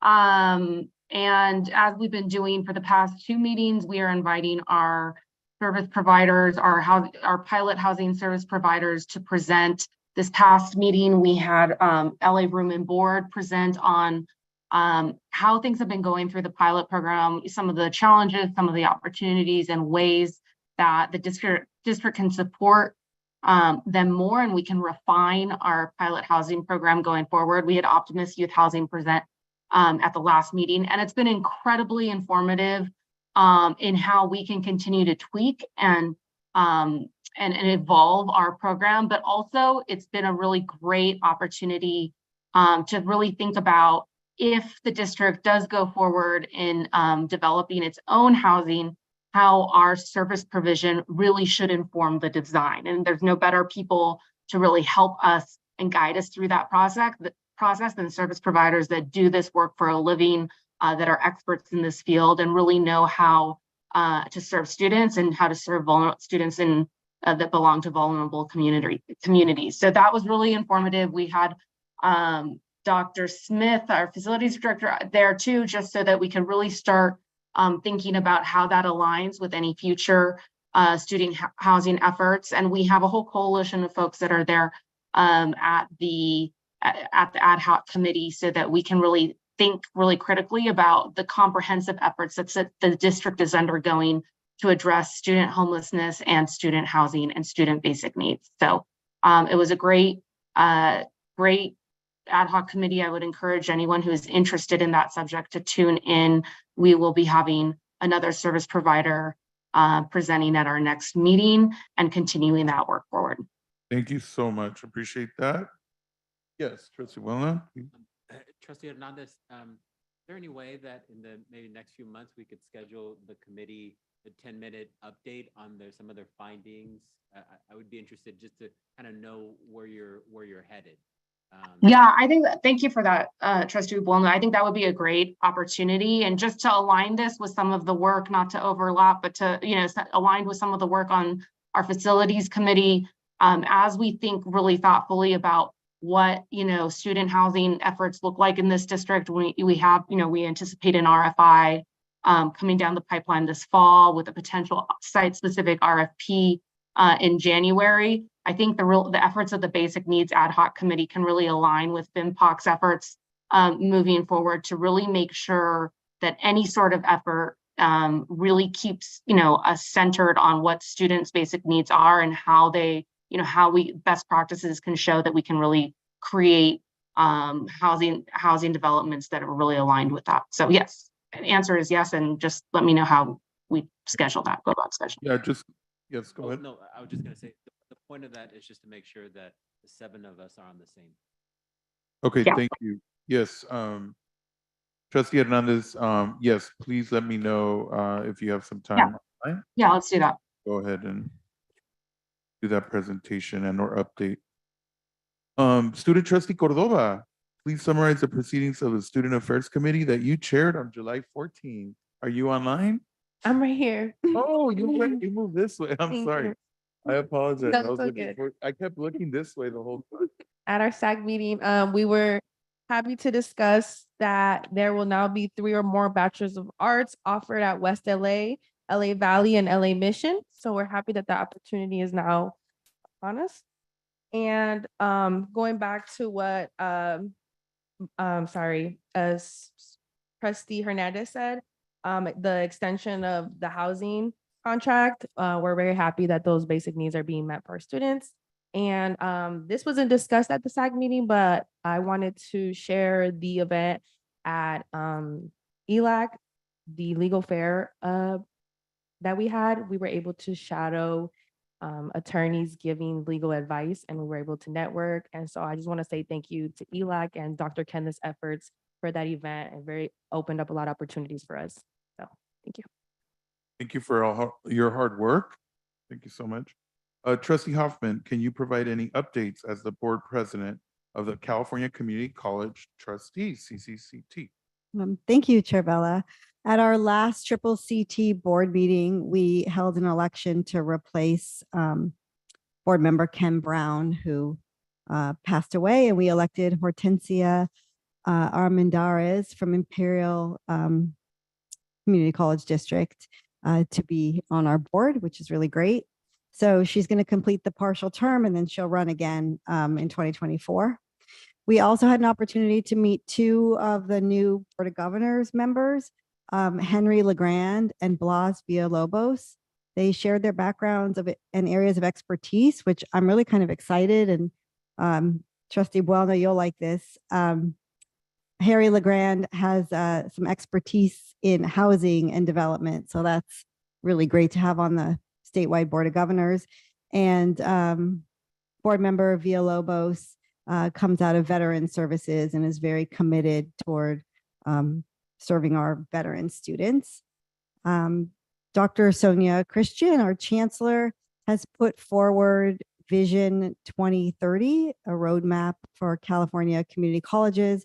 There was a webinar this morning that I was asked to participate on. Hopefully many of you were able to join in. It's very exciting. For the first time in my experience working in this system, and I've been in the system for 27 years, I have never had this kind of relationship with the chancellor's office. You know, the chancellor's office to me was always like this sort of bureaucratic building that never really engaged in conversations about student success. You know, they were more about compliance. And I think she is very, very committed to student success. She's taken the chancellor's office vision for success and basically put it on steroids. And so now we're going to be really held accountable and really try to close those equity gaps. There are lots of events that will be going on around the state. And I want to thank you, Dr. Ramon, for partnering with the Chancellor's Office and LA Unified School District to talk about dual enrollment, because one of the priorities is that every ninth grader at least has an exposure to a community college class. And this is mostly because there are many kids in rural districts that never have an opportunity to be exposed in other areas to college. So I'm excited to be able to serve at the statewide level, and I will keep you posted. Thank you. Thank you so much, President Hoffman. And I just wanted to thank you because President Hoffman was the person that thought about bringing, for example, the Classified Senate to come speak to us. And so her leadership state wide is extremely valuable for the district. So I just want to personally thank you, Trustee Hoffman, for your leadership role at the state level. It's very important for us all. Thank you. Really want to thank you for all your hard work. And as a lot of people know, it is voluntary. So just a lot of work that has to be done there. Thank you all again. We do want to hear from our Trustee Buelna, who will also speak and update us on the in-language ad hoc committee. So, Trustee Buelna. Oh, thank you very much. So we did have a mobile in-language committee at we had a barbecue. We had it raise about $45,000. It all went to the, thank you very much. 4 of our trustees were present. 3 were present in spirit. We had plenty of food. Most of the presidents were present. Most of administration was present. Thank you very much. We're waiting for AB 1096 to get out of the Senate. Senator Portantino is in favor of it getting out of appropriations. So then it'll go on to the chancellor's desk. And we're going to have an upcoming meeting. And one of the topics it's going to be about HSI funding and how potentially we look at how the campuses are looking at HSI funding, and specifically that make sure that all those funds are going to where they intend to be going, and how we potentially at each individual campus, you potentially use some of the funds for in-language. So we'll be having that accountability discussion. You know, I just wanted to thank you for your report, but also for going to Sacramento to testify. I really appreciate, it's not always easy for trustees to take the time to go, so thank you very much for doing We're that. filmed. And you guys were filmed, good. Next is G1, which is District Academic Employees Retirement. Can I have a motion and a second on item G1? So moved. Moved by Eno, second by Henderson. Roll call, please. Student trustee Cordova's advisory vote. Well, sorry, hold on. I forgot. Let me ask trustees if they have any, this is very important. Trustees, do you have any comments or questions regarding G1? This is the District Academic Employees Retirement. Any discussion? Okay, so we have here, all right, 28 years, 27, 24, 22. These are amazing numbers, and want to thank all of them for their service. Thank you all. Thank you all. Next is roll call. Thank you. Student trustee Cordova's advisory vote. Yes. Trustee Buona, Yes. trustee Henderson, Yes. trustee Hernandez, Yes. trustee Hoffman, Yes. trustee Eno, Yes. trustee Vella, Yes. trustee Veras. Yes. Excellent. Motion passes. And again, congratulations to all of our academic retirees. It's great. Yes. Well deserved. Well deserved. Okay, next will be our report from the Chancellor, and today we'll turn to Deputy Chancellor Burke, who's here filling in for Dr. Rodriguez. Ms. Burke. Thank you, President Vela. I appreciate the time to share the highlights of what's going on at the colleges and at the district. As you know, our fall semester is right around the corner, and the colleges are definitely in full swing for enrollment activities. If we could get the next slide. And so we're going to talk about the enrollment campaigns and the events, and then I'm going to give you an update on the summer enrollment. We should be close to having the finals on that, and then show you what's going on with the fall. So next slide, please. So here are the fall college enrollment events. The majority of them happening, all of the colleges will be doing something on August 12th. That is the LACCD enrollment day. They currently have campaigns on social media, in the newspapers, radio spots in English and in other languages as well. So the colleges will have events for students to meet academic advisors and counselors to explore their educational goals and to enroll in both credit and non-credit classes that will be offered in various modalities. You're invited, of course, to attend any and all of the events. So we hope to see you there. And if we can scroll through, you'll see the list of events at ELAC, City and Harbor. Next, we have Mission, Pierce, and Southwest. And finally, Trade, Valley, and West LA. So these are all in the handout so you can see the various days on which they're doing events. So moving on to the summer. So you heard the college presidents talk about some of the specifics of their enrollments. These are the great big broad trends that you can see. I will note all of the green arrows and particularly some growth.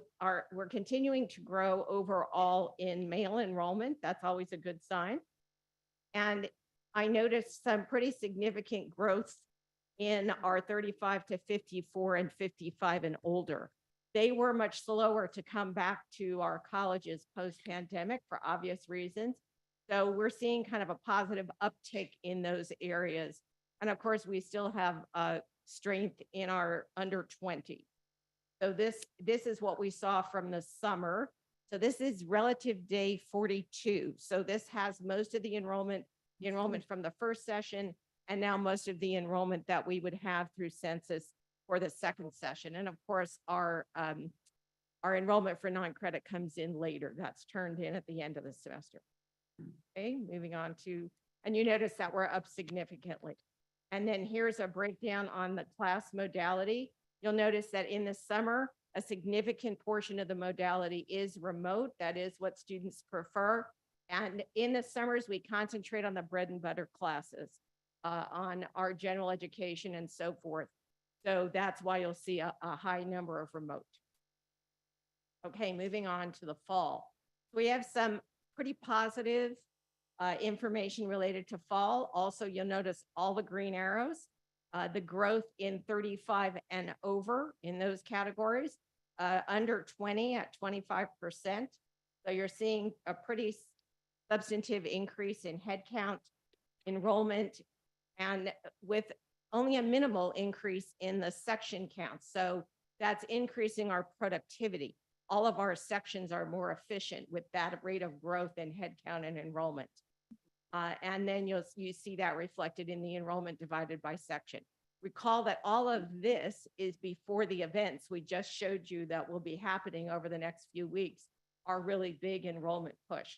So again, we're really looking forward to what the fall brings.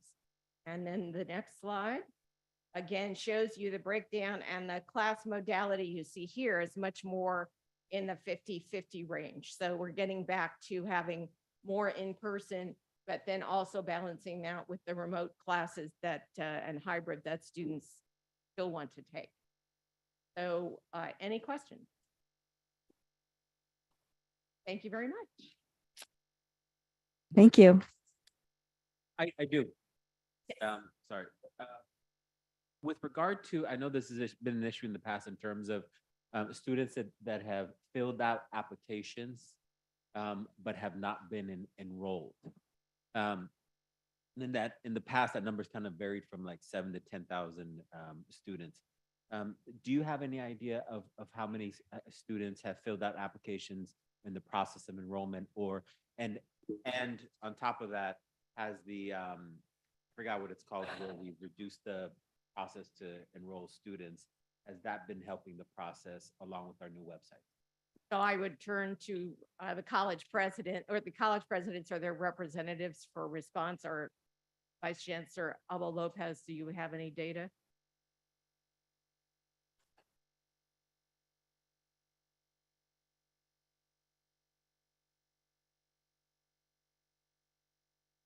Good afternoon. The campuses typically run their local reports, and then they will follow up individually with what they call abandoned applications. We have not pulled that data district-wide, but that is definitely something we can provide if the board would like. President Gribbs says.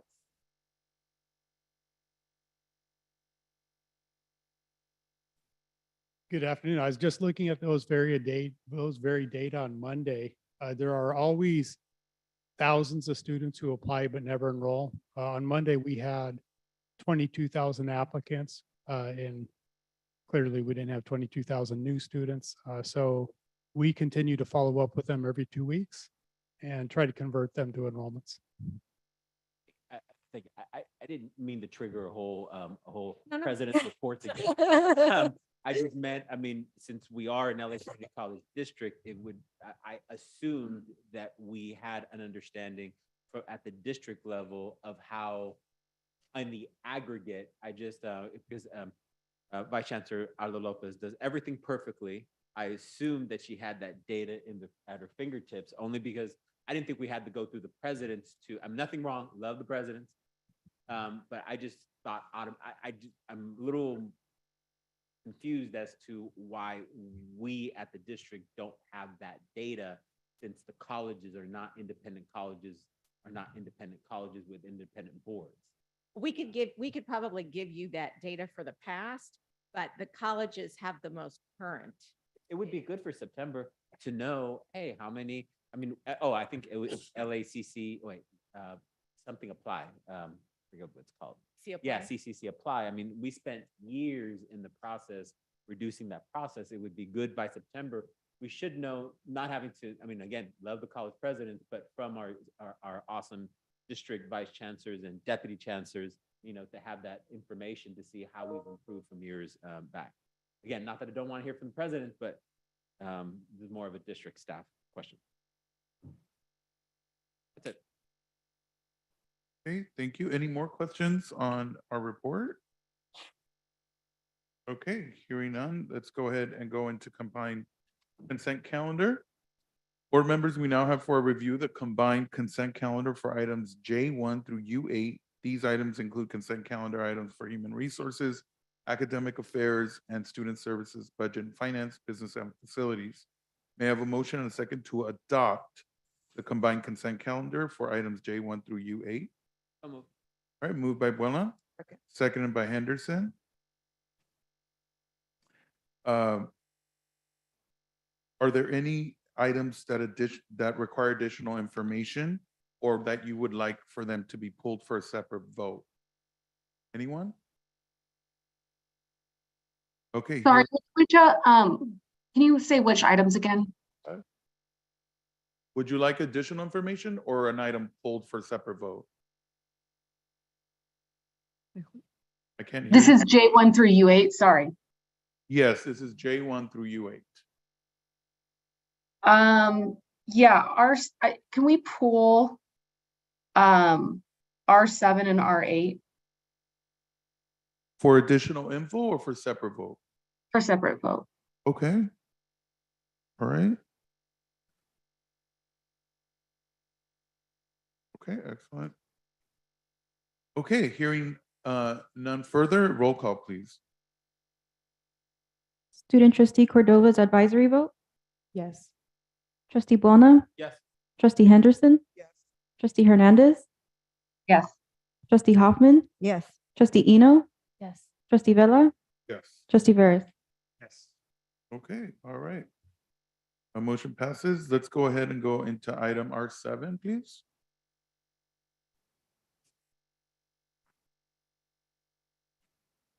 Okay, so this is professional services with ARC Corporate Consultants.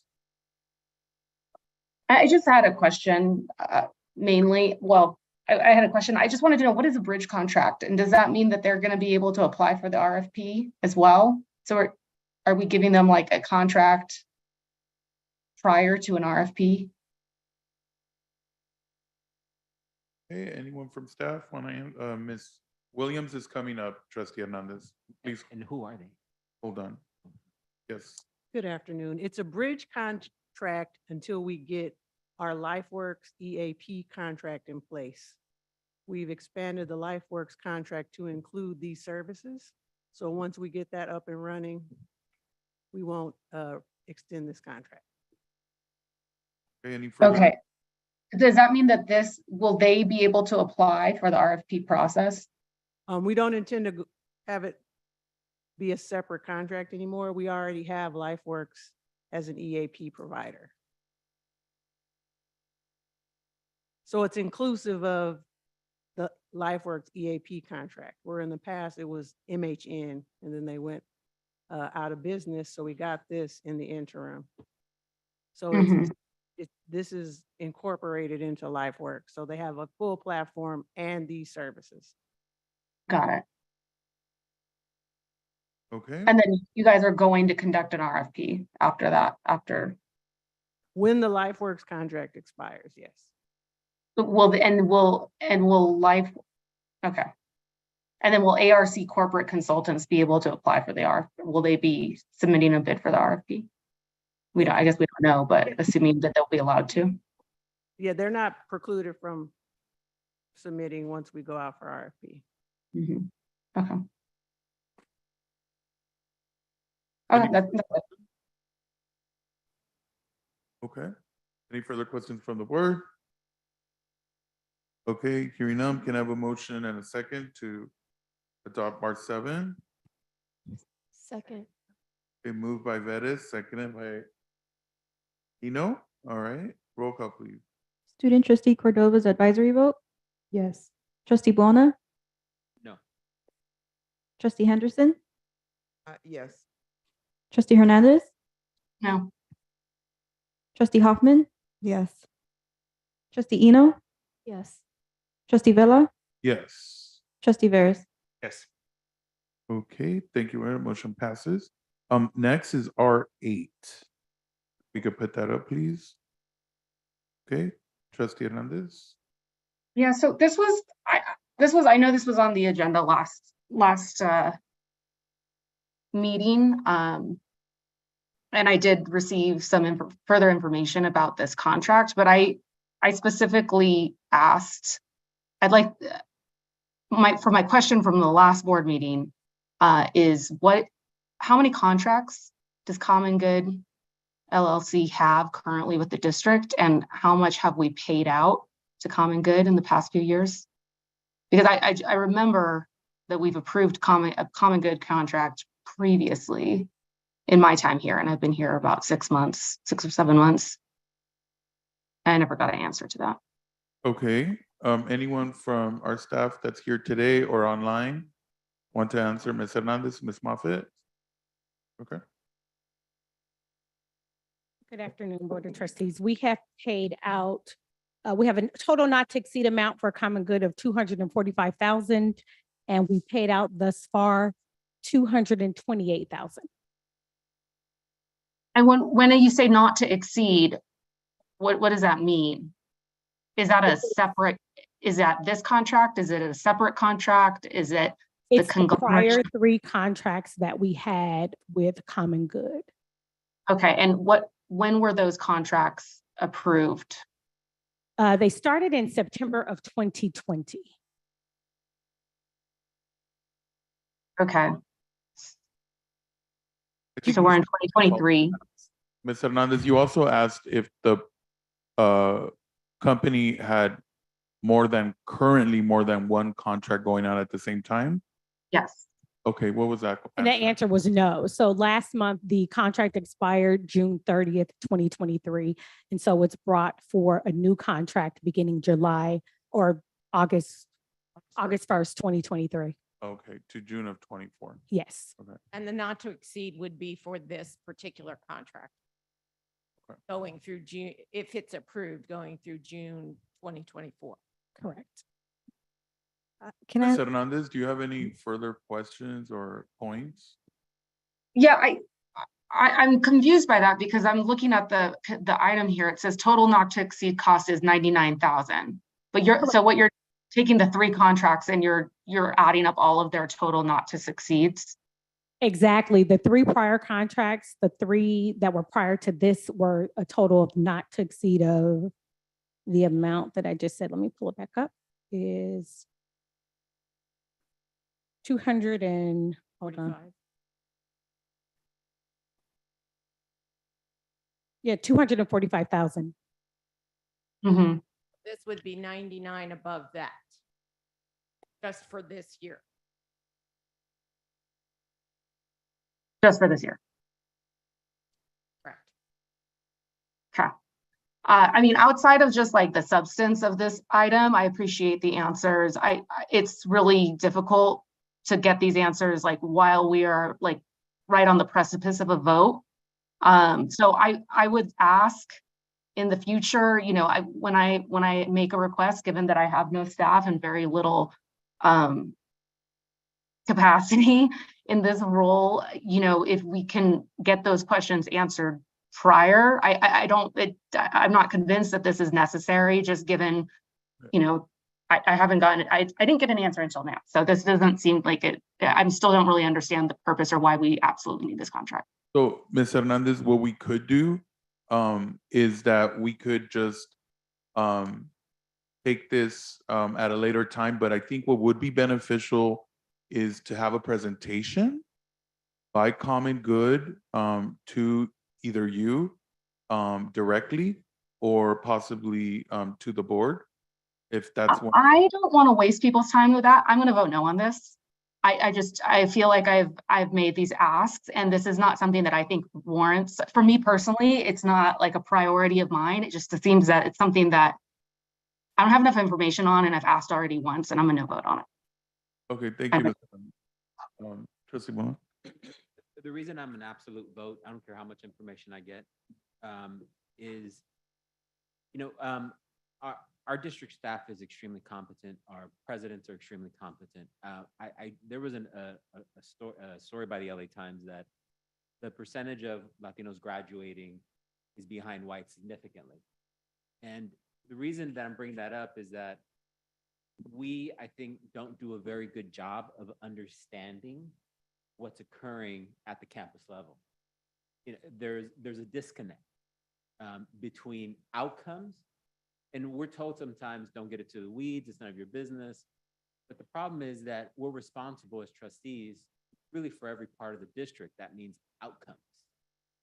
So what my biggest concern about this contract is not what the individual is, what are we getting? What does this contract specifically for outcomes in order, if this has coaching for the presidents, in order to figure out exactly how funds are used, exactly how we hold campuses in the district accountable, then that's helpful. If it's speech communication or whatever, I'm just not convinced. And we have to have that conversation about general accountability before we get into this. So that's why no matter what, I'm voting no on this. Okay. Any more information on Moffitt? You're good? I don't. Dr. Okay. Burke, are you? Dr. Okay. Burke, you're good too? Okay, any other questions on R8? Okay, let's go ahead and get, if there's a motion for R8 and a second. Motion? Any motion for R8? I'll move it. I'll second. Okay, moved by Vettis, seconded by Hoffman. Roll call, please. Student trustee Cardozo, advisory vote. It's hard for me to vote on this because I feel like maybe I don't have much information. I think at the last board meeting, they said something about a presentation, so I'm gonna vote no. Okay. Thank you. So no Trustee vote. Boulna? No. Trustee Henderson? No. Trustee Hernandez? No. Trustee Hoffman? Yeah, I'm going to make a comment because I think I also was commenting on the executive coaching, and I don't know, Trustee Boulna, you had convinced me that this was a good thing because last time we were here, you were all for it. So I'm a little confused. It's on the agenda today. It's 99,000. We have 2 new presidents. I've heard that the work that's being done through Common Good is good work, and it's on the agenda today. I'm going to vote yes based on your convincing me at the last board meeting. That tells you something, and the reason is I actually changed my mind because I don't think the outcomes have shown it. And I think once now that I'm kind of looking down at where we're at the intersectionality, Trustee Henderson's term, between the outcomes at the district level and the district and the needs, I just don't think this contract is it. We do need coaching. The question is this the coaching? And my answer, at least my answer, is no. Okay, fair enough. You could continue with roll call. Trustee Eno? No. Trustee Vella? Abstain. Trustee Vettis? I'll vote yes. But I don't believe there's enough votes for it to pass. I would say as this contract fails, this was actually a request by the board. And so we need to figure out how to rectify making people comfortable with providing the support system that we've all put in board goals and we've talked extensively about. And if it's not this, then what is it? And let's give some parameters to our executive staff to go out and get the kind of support that we've all asked and we've all been clear that is necessary and important. Okay, thank you. So, yeah. Go ahead. Let me just, the motion failed. So let's just, but further comment on it. Go ahead, Ms. Hernandez.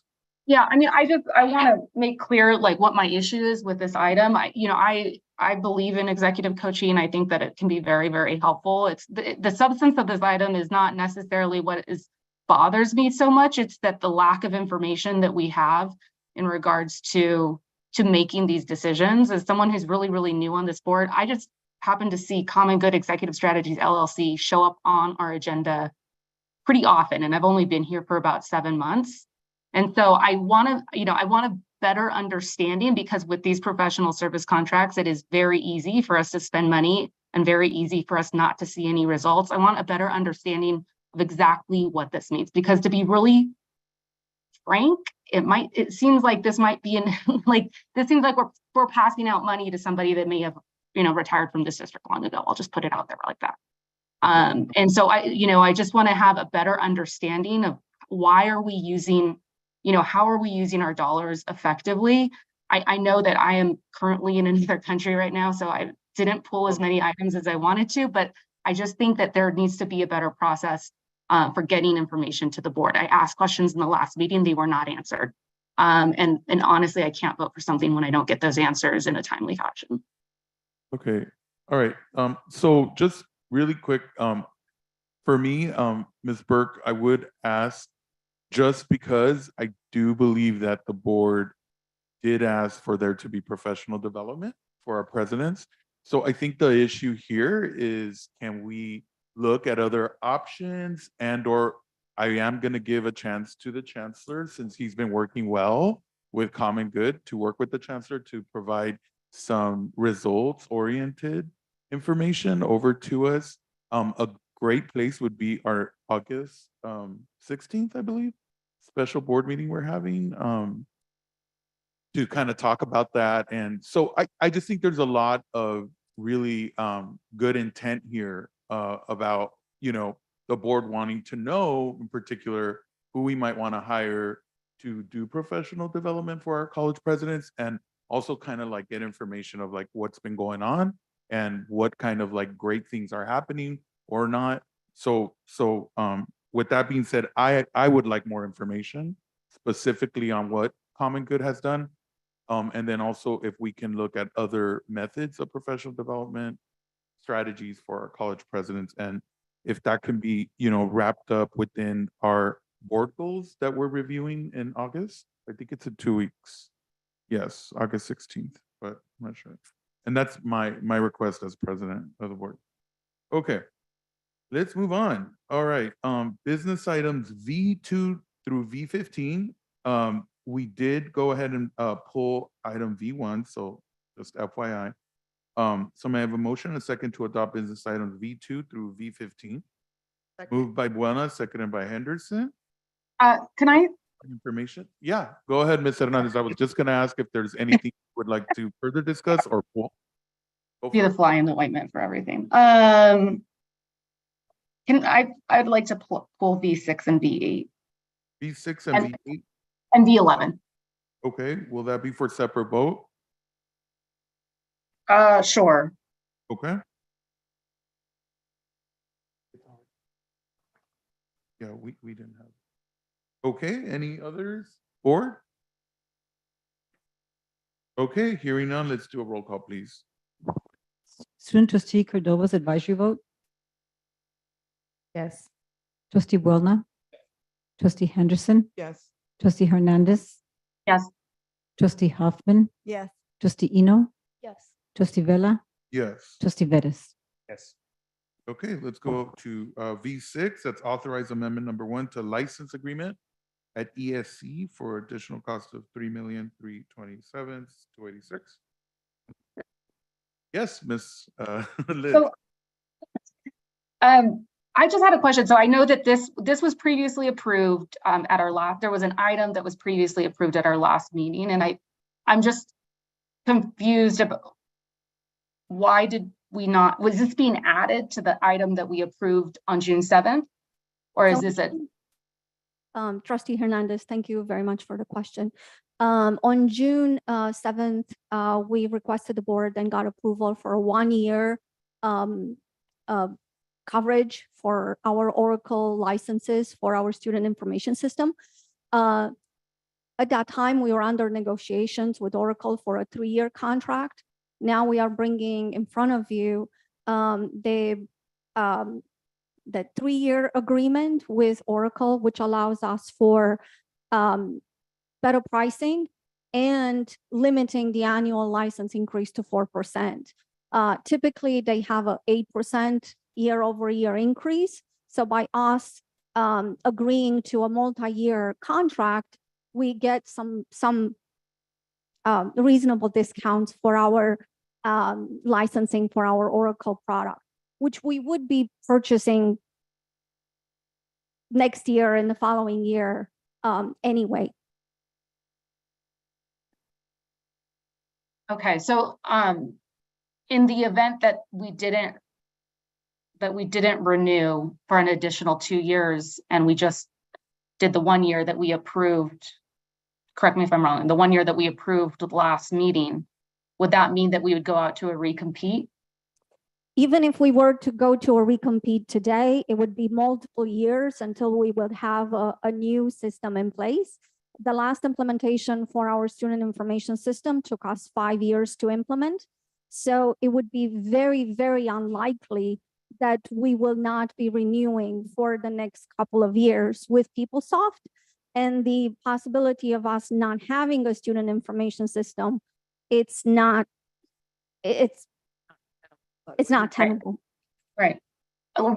Why didn't we, what changed between June 7th and now that created this amendment? Why did we not think that we needed to renew for an additional 3 years rather than? We needed to have a continuation of services for our student information system. At that time, we had not finished our negotiation with them for the multi-year contract. So in order for us to have continuity of service, we brought in the 1-year contract that allowed us to maintain license coverage until now, when we were able to have the finalized terms and agreement with Oracle for the 3-year contract. We do not want to put the district in a position where we don't have coverage for key services such as our student information system. Okay. Those are my questions. Thank you. Do you have any more questions? Board, does anyone have any more questions? I guess I just have one question. Yeah. Okay. Just one question. It says here that the request for proposals was utilized. Oracle America was recommended back in July 12 of 2012. So does that mean we've had Oracle and PeopleSoft since 2012? Yes, so the original contract for Oracle was established in July 12 of 2012, as stated there. The implementation of the project, as I mentioned prior, took the district approximately 5 years. So the system was not actually live until 2017. Okay. And we have been paying for licenses and maintenance and support since 2017. From the period from 2012 through 2017, we have paid only for the implementation services for the configuration and whatnot. From 2017 until today, we have been using Oracle PeopleSoft Campus Solutions. So I understand you weren't here in 2012. So this has been, I know that, thanks to you, you've been able to elevate the platform into, a better situation for us, a more cohesive one. I guess my question to you is, if we approve this, because I think the period of approval is July 18, 2024 through 26, or would it be from today till 26? So the board has previously approved the 1 year, which would take it from June 7th, 2023 through July 17, 2024. Be able to So we- enter now to catch a better price.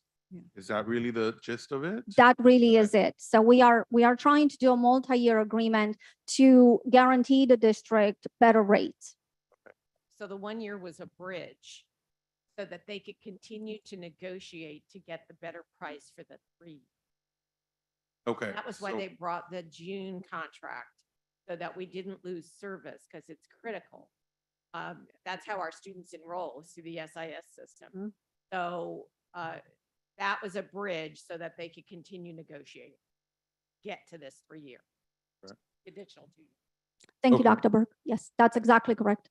And so, I think for us, board, just for the future, just looking at whether or not, I think this is a just kind of reason why we should enter into this. However, I do want us to be aware of the, of the future of the district. So for example, if there's, for better lack of words, a better situation, no offense to PeopleSoft, and nobody's saying anything but I'm talking about the way we conduct business in the future.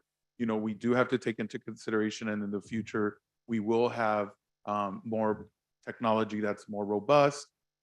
Perhaps, you know, the way that we interact with our students could change. I know that we're, you know, a lot more remote.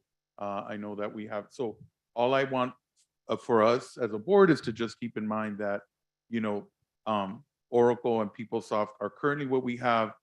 There, you know, in the future, there could be, for us board members, a way that we could relook at other options that perhaps match the date that we're on then. Again, nothing against this provider. I'm just talking about expansion. I'm talking about, but I do understand the need for this. And so, you know, and, you know, obviously I know I would, and probably the board would appreciate, you know, in the future, some type of, I haven't played with PeopleSoft since I was an adjunct professor. So, and, you know, I'm just going to leave it at that. It wasn't, you know, back then, it is a long time ago. Okay. I just want to say, so I'm sure things have improved. But I just want to make sure that we're aware that, you know, in the future, Ms. Litz might come with, you know, another RFP after this, you know, after 26. We just want to make sure that the board is at least told that there are other products, there's other ways. Not, again, not to knock this. This is probably going to work for the next 3 years, maybe more. But I just want to make that note. Okay. I appreciate it, and you are perfectly correct. There is a future roadmap for us to consider, and we do need to maintain services whilst we are considering what else is on the market. So thank you very much for the consideration. Thank you. Can you just remind me again, what was the 1 year, how much was the 1 year extension? It was like $1 million something. 1,600,000, and I don't have the exact number off the top of my head, Okay. but we can pull it from Yeah. last month's agenda. Okay. We'll get you the exact number, Trustee Hernandez. It's okay. I'm trying to look it up right now. Okay. Any other comments? 16. 1613. Okay. Thank you. Okay. Any more comments? Hearing none. Roll call, please. Wait, did we adopt it? No, not this one. Not yet? No, no. Okay, sorry. So this was R6, sorry, V6. All right, can I have a motion in a second? I'll move to approve. All right, moved by Hoffman, Second. seconded by Eno. We've had enough discussion. All right, let's go ahead and do roll call. Student trustee Cardoza, advisory vote. Yes. Trustee Buona, trustee Henderson, Yes. trustee Hernandez. Yes. Is that a no? Yes. Yes, Yes. thank you. Hoffman, Yes. trustee Eno, Yes. trustee Vella, Yes. trustee Vettis. Yes. Trustee Vella. Yes. I'm not sure if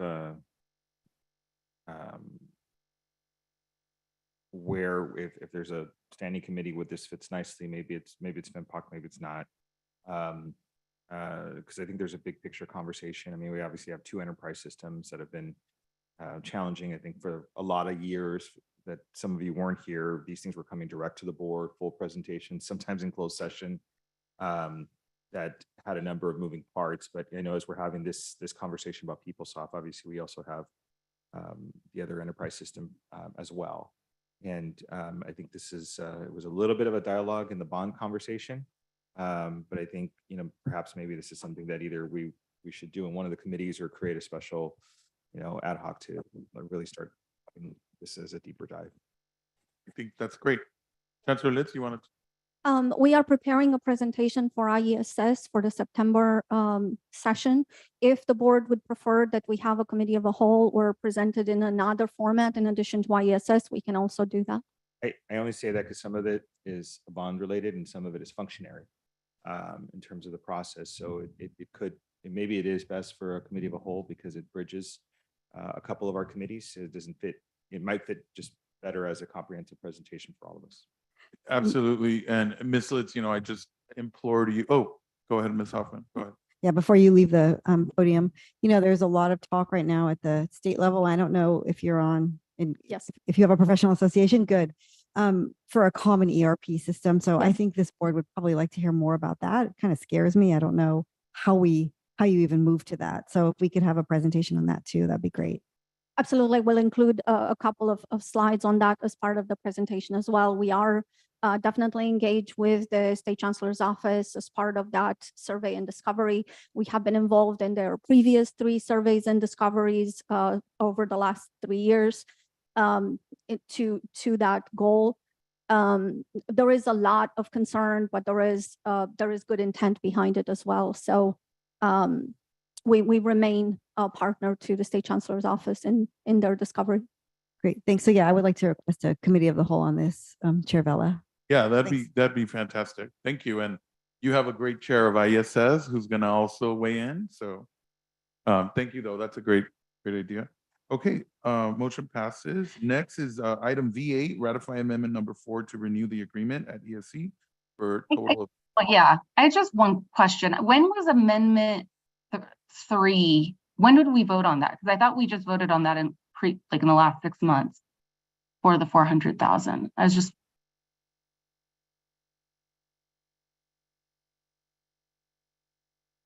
Go ahead. I don't have the exact date, but I would like to just share that we have various components of this contract. This particular one is specifically for our math and English aspect of NetTutor, as they have multiple subjects.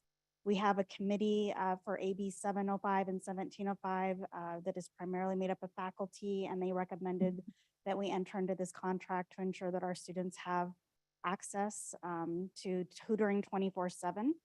We did present on May 17th to IESS a report, and just briefly, of the students that were in English classes, 91% of students who engaged with NetTutor were successful versus 24% of students who are not. And in math, it was 84% were successful versus 73% who did not engage. So that report is available online, ISS minutes for May 17th. Yeah, I mean, it seems like it's something that's definitely needed with 1705 and 705. I just was wondering, because I know this came up in the past few months and I was trying to remember exactly. I just wanted to know why we're doing another amendment. Okay. All right, thank you. Any more questions from the board? I have a question. Yes. So I trustee. see that it says they will maximize the probability that the student will enter complete transfer level coursework. What is the probability that we will get more tutoring in other transfer subjects such as geography, biology, chemistry, and not just the ones listed? So typically those particular contracts are procured at the campus level based on the demand. And I will say, in looking at the data, for students that partake in our other areas of study, 53% that work with NetTutor have been successful versus 45% who have not engaged with NetTutor. So we definitely have a stronger emphasis and relationship with NetTutor in the math and English areas, but the campuses directly will contract for those other subjects. Okay, thank you. Okay. Any other questions? Okay, hearing none, can I have a motion and a second for V8? Not the vitamin drink. So moved. Okay. All right, moved by Henderson, second by Eno. Roll call, please. Student trustee Cordova's advisory vote. Yes. Trustee Buona, Yes. trustee Henderson, Yes. trustee Hernandez, Yes. trustee Hoffman, Yes. trustee Eno, Yes. trustee Vella, Yes. trustee Vettis. Yes. Okay, motion passes. Next is item W1, authorized special request for payment at ESC for 29/4/26. And this was the Kaiser Foundation Health Plan to facilitate mental health first aid work. Moved by Buona, seconded by Henderson. Any further discussion? Hearing none, roll call, please. Student trustee Cordova's advisory vote. Yes. Trustee Buona, Yes. trustee Henderson, Yes. trustee Hernandez, Yes. trustee Hoffman, Yes. trustee Eno, Yes. trustee Vella, Yes. trustee Vettis. Yes. Okay, motion passes. Next is facilities items X1 through X13. May I have a motion and a second to adopt? All right, Buona Second. and Eno second. Are there any items that the board would like to have further information or pull for a separate vote? Hearing none, may I have the roll call, please? Student trustee Cordova's advisory vote? Yes. Trustee Boulna? Yes. Trustee Henderson? Yes. Trustee Fernandez? Yes. Trustee Hoffman? Yes. Trustee Eno? Yes. Trustee Vella? Yes. Trustee Vettis? Yes. Okay, next are items Y1 through Y3. So what I'm gonna do is go ahead and ask for any discussion on this after I read the following. Before we proceed to vote on item Y1 and the next three action items in regards to employment actions, which is the Y series, pursuant to Government Code Section 54953, which is part of the Brown Act, we're required to make an oral summary of proposed actions on salary schedules, or compensation paid in the form of fringe benefits for executive level positions as defined in subdivision 35111 during the open meeting in which final action is taken. In our case, we need to provide such summary for positions as chancellor, vice chancellors, and college presidents. The agenda item now before us includes an employment action for Dr. Anthony Culpepper, president at LA Southwest College from August 16, 2023 to June 30th, 2026 with a starting salary at $22,660.84 of the president's salary schedule. Dr. Culpepper will receive a $500 a month car allowance, and he will be entitled to the same health and welfare benefits as are received by other unrepresented administrators, including retiree health benefits.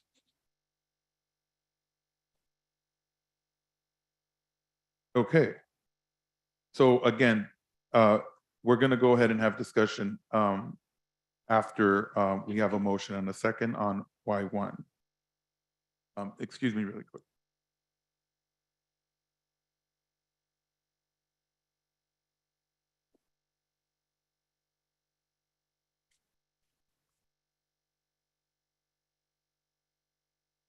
Okay, can I have a motion and a second on item Y1? So moved. So moved by Henderson, second by Buona. Okay. Any discussion by any board members? Can I? Okay.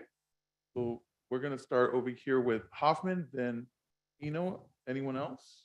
Okay, let's start here. Thank you, Chair Vella. So as someone who has served on many hiring committees or screening/selection committees throughout my 26-year career working at a community college, I know how much time and effort it takes to participate. The committees, as we heard earlier today by many public comments, the committees are made up of administrators, classified employees, faculty union representatives, academic senate representatives, community members, and hopefully students. And I believe there was a student on this hiring committee or selection committee. An EEO rep is also on the committee, which could be a staff or a faculty member. And in the case of a presidential search committee, a hired search consultant is involved. Committees need to be mindful in scheduling times to meet, as faculty need to work around their teaching schedules. When a hiring takes place during the summer or winter, oftentimes faculty are giving of their time outside of their paid assignments, and faculty take this professional obligation seriously. So everybody on a hiring committee takes this professional obligation seriously. So I first of all want to say thank you to the screening committee for the work that you did. I don't know how many times you met or how long you debated, but what I do know is that a lot of effort and thought goes into making recommendations of whom to send forward. Agreeing on screening criteria, questions, format, and length of the interviews, along with sitting through the interview process, can be really intense.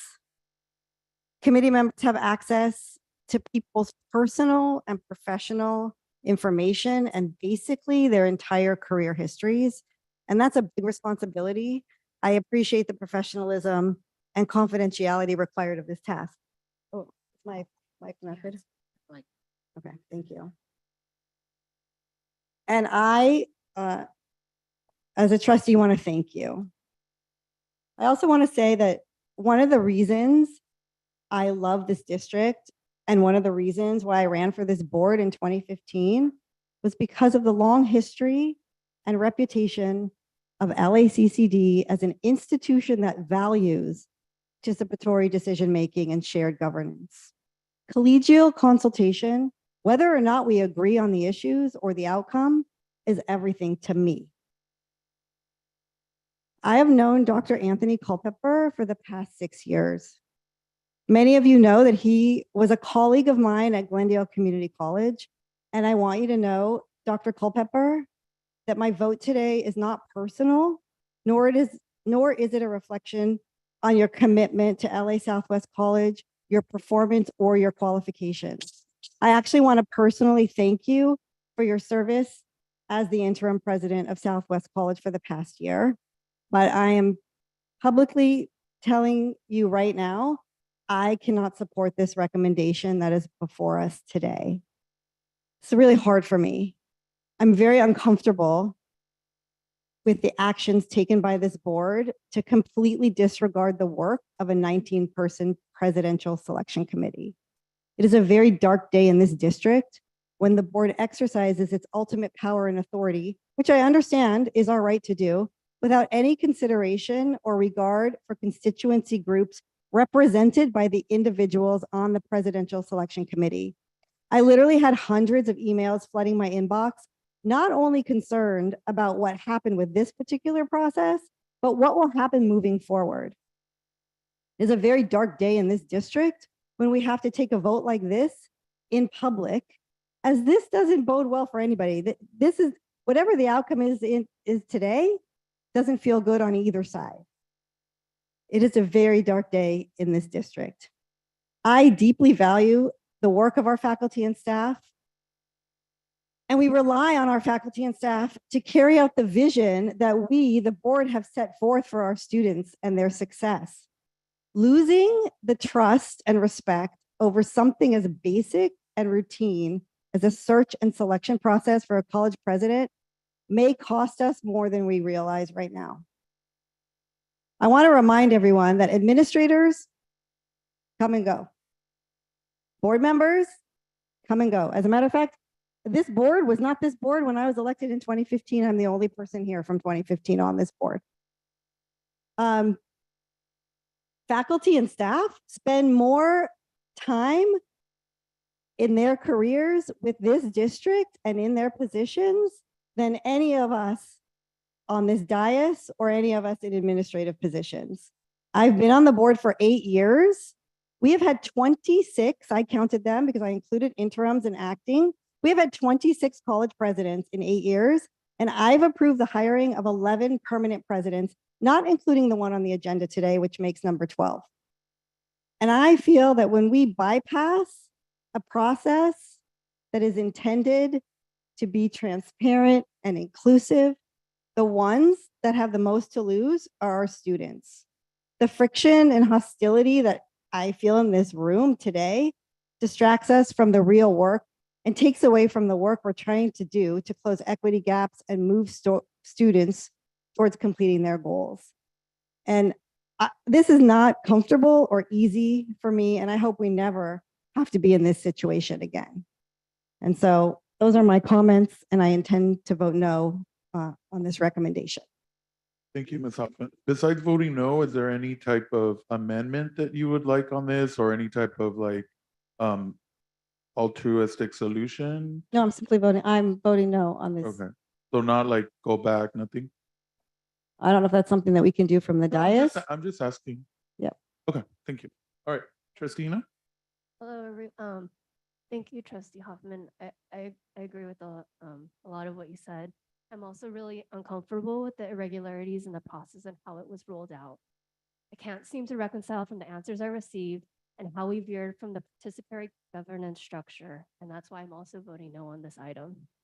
Moving forward, we need to review our BPs and APs to ensure that they are clear and that we are utilizing best practices to support the success of the district and its hiring practices in a way that the campus community can also have faith in, support, and respect.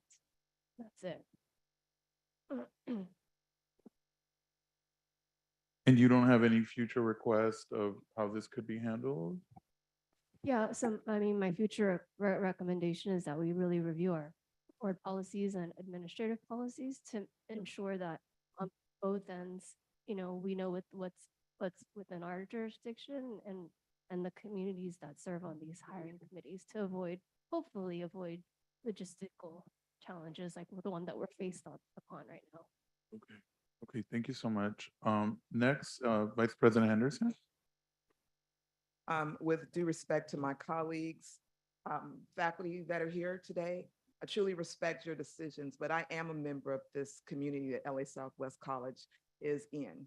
And as a member of that community, I've watched this college change over the years and not for the good. I've watched a continual decline in enrollment, constant turnover of presidents. And over the past year, there has been a distinct increase in student enrollment and community involvement. I speak as a member of this board, but I speak as a member of that community. When people that I know and live around and have known for the past 54 years of my life come to me and speak to their interactions with this president, that causes me to make this vote. I have a great respect for the process and the people involved, but I am voting in favor of having President Culpepper be, or interim President Culpepper be the permanent president, because he is a reflection of my interests and the interests of those people in the community that are supporting him and have been working with him. And in my view, if you don't live in that community, faculty member or no, you have no right to dictate what happens to folks in a community based off of the sheer reason that this particular college was created. It wasn't created because folks cared about process. The process excluded them. And this very process should do the opposite. So I am voting in favor of having Dr. Culpepper continue on as the permanent president of this college. Any more comments? Student trustee. While I believe heavily in equal employment opportunity, especially because there's still a large gender pay and opportunity is still a large issue in the United States, I say if the students in the community at Southwest support Dr. Anthony Culpepper being the permanent president, then we should keep him. Thank you so much, Trustee Vettis. Thank you, President Vela. I think I've had a chance to sort of be part of the hiring process of every single one of these colleges in my 10 years with the board. Usually we hope that it's a smooth process. Circumstances, though, really have shown us to be a process that ebbs and flows. Sometimes it's smooth and sometimes it's not. Sometimes we get a couple of candidates that we're happy to interview and find a person that works and that represents many of you that are sitting there. And there's a whole number, and I think I'm going to take Andra's math on her word here. There's also a number of individuals that have been hired that are not there and somewhere else. There's been searches that the board has rejected. There's been searches that we've gone out. There's been all kinds of ways that this is processed forward. I know at times, because part of the hiring and deliberation process, there's elements here that fall under closed session standards for particular reasons to respect and to allow the board to exercise its ability to ask questions with council present. And I do want to ask one question, and then I'll sort of wrap my statement here. There was quite a bit of dialogue to understand the ongoings here of this process, and I know there was specifically requests because of statements made about the legality of the process, and I'd like to see if there's. I think the Chancellor and got a public statement that many people may not have access to, but if they don't, they should have access to it. But I really want to hear, as we have our general counsel here, to really, there's a few public speakers that still spoke to something illegal or something violated. And I wanted to, at least in the council that we have, get a assessment of the board's actions. And I'm going to take note to one item about capital A and small a action agendized, and closed session versus open session, those kinds of dialogues, instructions deemed.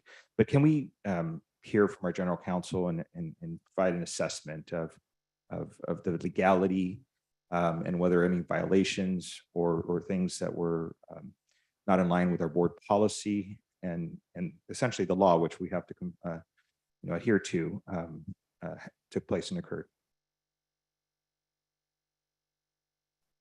Yes, Trustee Vettis. I first want to just read into the record, just for purpose of the legal framework, Education Code 70902, which provides that every community college district shall be under the control of the Board of Trustees, referred to as the governing board. And the governing board may act in any manner that is not in conflict or inconsistent with the law.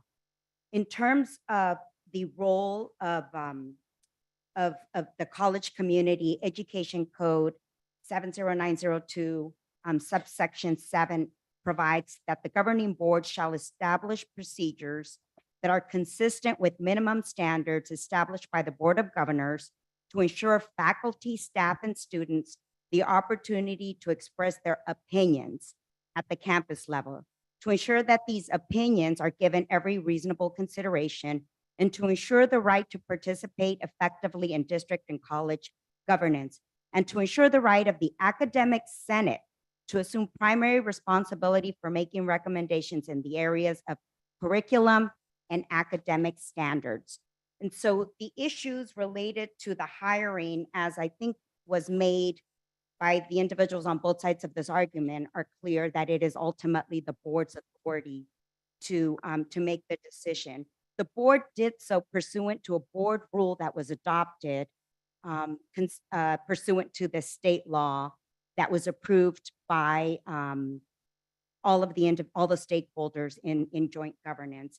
And the letter that the chancellor issued to the Southwest community, if I could read that into the record, because it does identify the subsections of Board Rule 10308 that allow the board to, in fact, utilize the authority that it is given under state law. So this letter was sent by the chancellor on July 27, 2023, addressed Dear LASC. Last week, I wrote to the campus community announcing my recommendation to the Board of Trustees for the permanent president at LA Southwest College. The board will consider and take action on this item at its August 2nd, 2023 regular business meeting. Since then, the board and I have received many inquiries and concerns from the LASC community as to the hiring process that was used. I am writing to provide some additional information that I hope addresses some of the questions that have been raised. The Board of Trustees exercised its authority to invite additional candidates pursuant to Board Rule 10308, which he attached, which outlines the selection process for college president. It begins on page 13 with Chapter 10, Article 3. The opening paragraph states, each college president shall be selected by evaluation procedures as indicated in this rule. The Board of Trustees may modify these procedures for particular presidential selection by action of the board. The specific language that the board exercised is located in section 11, page 17, which states, the board may conduct further background checks or interviews as it deems appropriate. The next goes on to outline the process that he used, but that is the relevant part of the board rule. So the board is acting within its authority, and it is acting within the parameters of the board rule that was intended to allow for the various stakeholders to have input, and that process was in fact followed in this presidential search. Okay, thank you.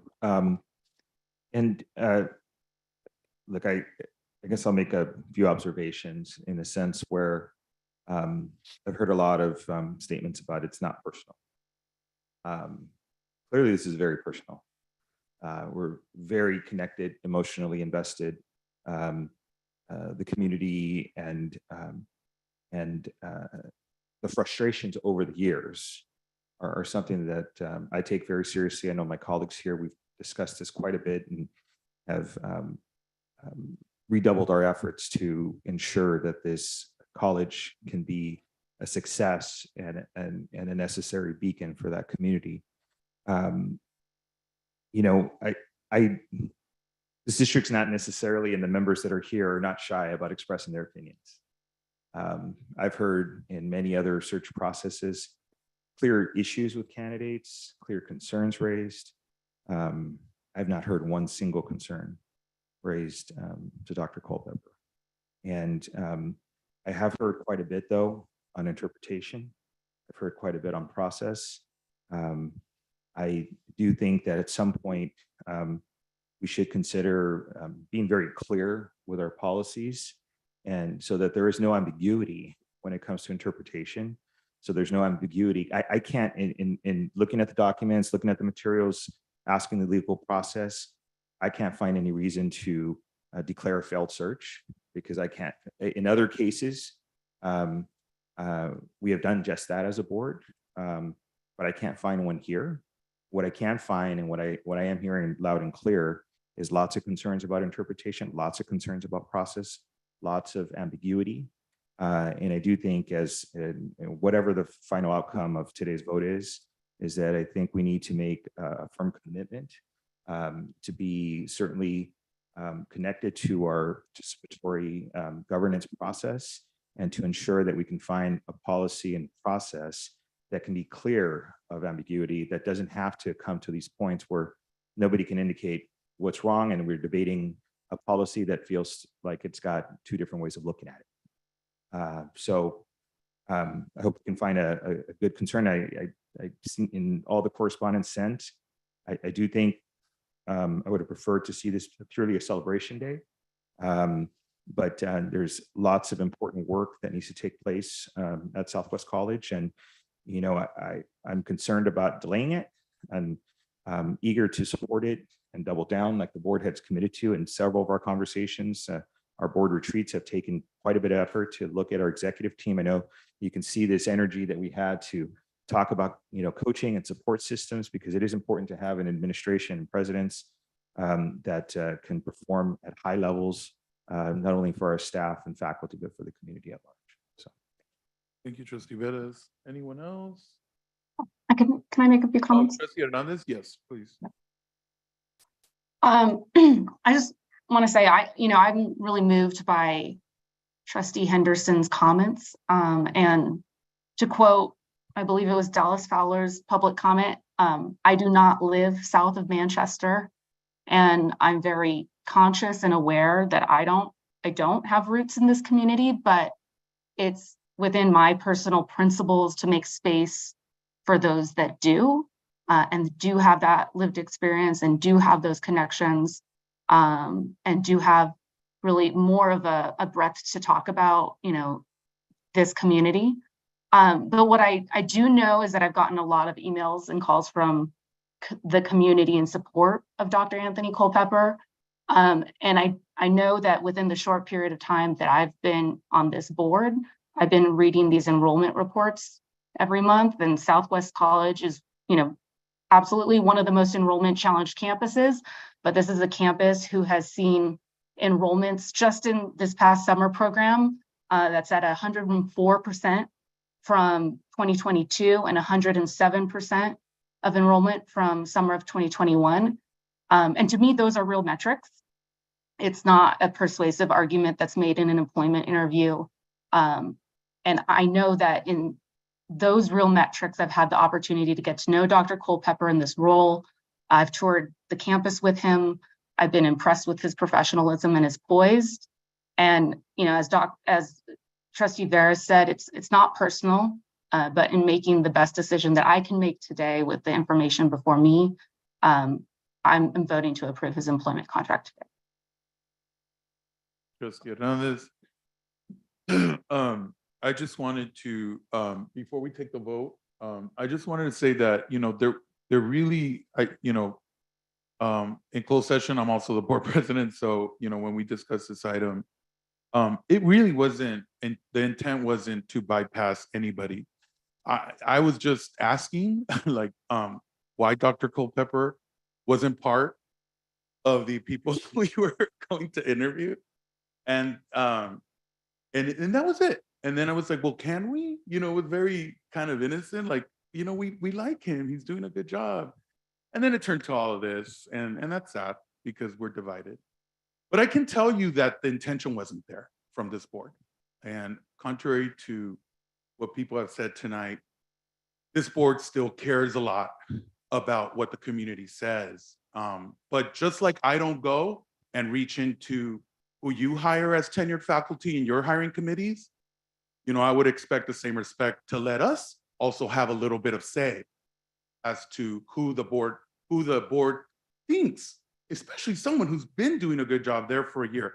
So please, this isn't about bypassing, there was no malintent. So I will not take that from anyone who's saying that, because we really weren't acting like that. We were asking, how can we involve Dr. Culpepper? And then we found some board policy that allowed us to. I know, that was it. So with that being said, let's take the vote. Student trustee Cordova's advisory vote. Yes. Trustee Boulna. Yes. Trustee Henderson. Yes. Trustee Hernandez. Yes. Trustee Hoffman. No. Trustee Eno. No. Trustee Vella. Yes. Trustee Vettis. All right, motion passes. Congratulations, Dr. Culpepper. I know it's very hard for you right now, but take it from somebody that has had these type of issues happen to him in this district. You'll survive and you'll thrive. Thank you so much. All right, next is Y2. Next is an amendment to the salary for the employment action for interim college president at LA Southwest College. The corrected salary for Dr. Culpepper will be step 4 from July 1, 2023 to August 15, 2023. Can I have a motion? Moved by Buona, seconded by Henderson. You have a question. Would it be President Culpepper instead of interim in the language? Yes, that's right. I apologize. Let's So correct this that. is covering his. Oh, this is covering his interim. Covering Oh, July yeah. until he becomes Got it, permanent. understood. Okay. All right, let's move forward. Roll call, please. Student trustee Cordova's advisory vote. Yes. Trustee Boulna. Yes. Trustee Henderson. Yes. Trustee Hernandez. Yes. Trustee Hoffman. Yes. Trustee Eno. Yes. Trustee Vella. Yes. Trustee Vettis. Okay, motion passes. Y3. Next is the employment action of Dr. James Lancaster, Vice Chancellor of Workforce and Economic Development from September 1, 2023 to June 30th, 2026. Dr. Lancaster's starting salary will be step 3 of the Vice Chancellor and College President's salary schedule, and he'll be entitled to the same health and welfare benefits and are received by other unrepresented administrators. Dr. Lancaster will receive $500 a month car allowance. May I have a motion to second on Y3? I'll move to approve. Move to approve Hoffman, Second. second by Henderson. Any discussion? Hearing none, roll call, please. Student trustee Cordova's advisory vote. Yes. Trustee Boulna. Yes. Trustee Henderson. Yes. Trustee Hernandez. Yes. Trustee Hoffman. Yes. Trustee Eno. Yes. Trustee Vella. Yes. Trustee Vettis. Okay, motion passes. Congratulations, Dr. Jim Lancaster.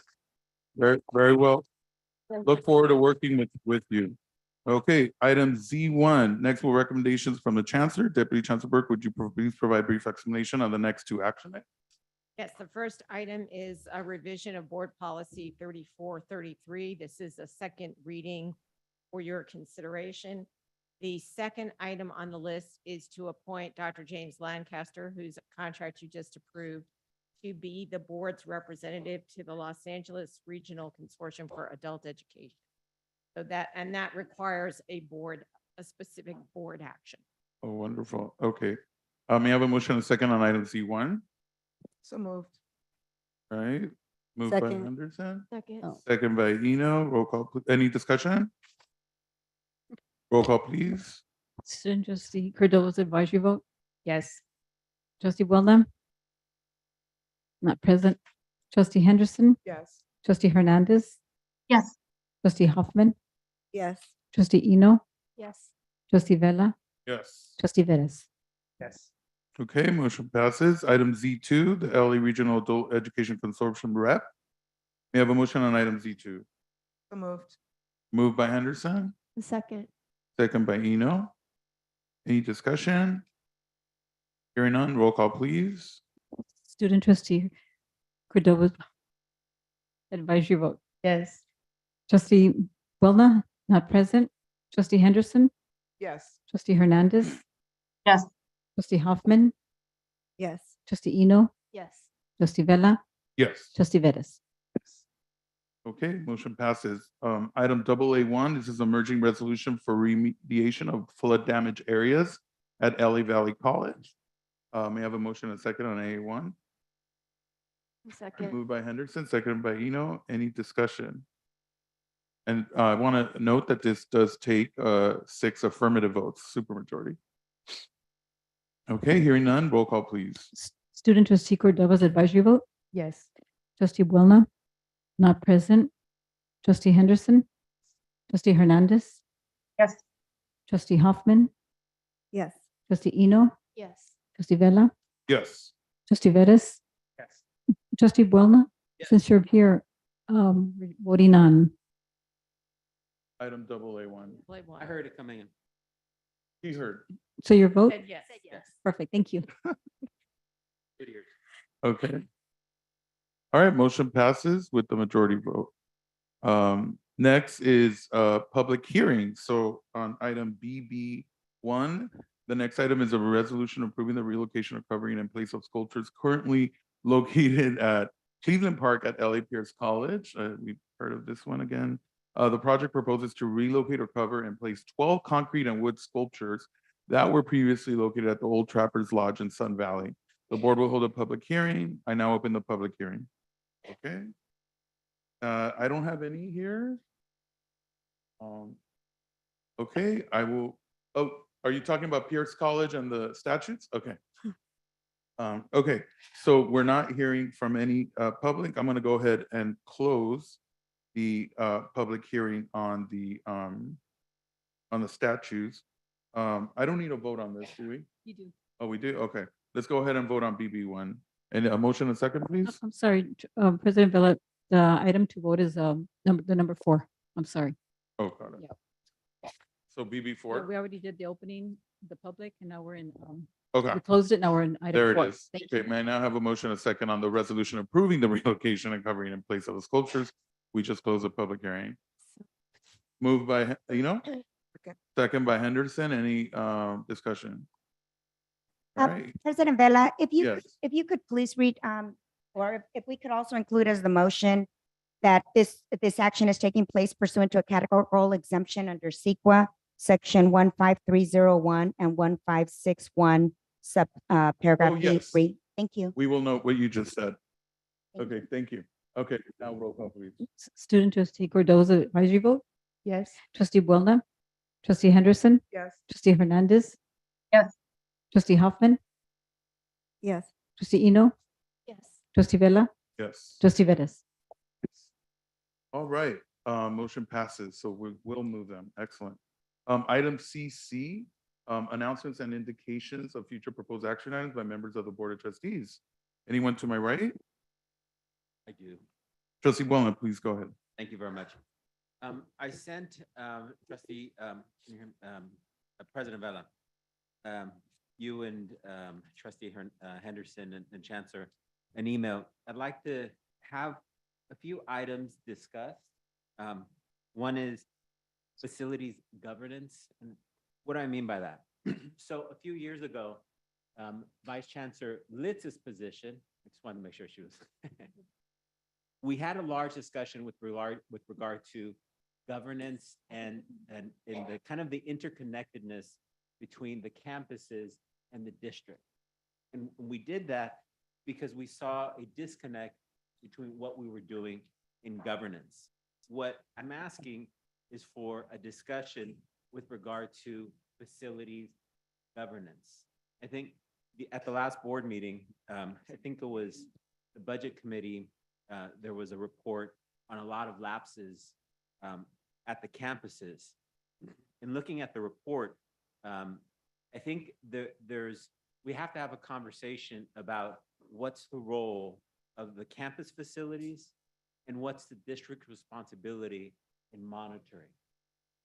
And I'm saying that because if something is at a campus, kind of what happened today, I think there's been a big disconnect between what's happening and potentially either good things or violations. CEQA, not CEQA, the authority of our facilities director versus not having authority over what's happening at the district. So whether we send that to facilities, but my recommendation to the chancellor was to hire a group, kind of like the Huron group, not the Huron group, in order to advise the board on issues of facilities and governance. The other question that I brought up to the chancellor and I'm bringing up to the board is we haven't received a whistleblower report in my tenure, and maybe I missed it, but I'm going to use the word ever during my tenure, which is from July 2010. Whistleblower reports are very important to kind of the accountability within the system. So I am requesting that we have a full, open whistleblower report. That doesn't mean that you have to include names. That doesn't, but you can have an accounting, types of whistleblower complaints, from who, what about, did we have any resolution? We haven't had that. And I am requesting that. Currently, we had a situation at the board level with regard to whistleblower board rule 6410. 6410 deals with how we handle whistleblower complaints. And board members need to know I'm being very, very careful in terms of confidentiality. But the kind of the persons that were covered by it and the inability of the board to handle certain situations.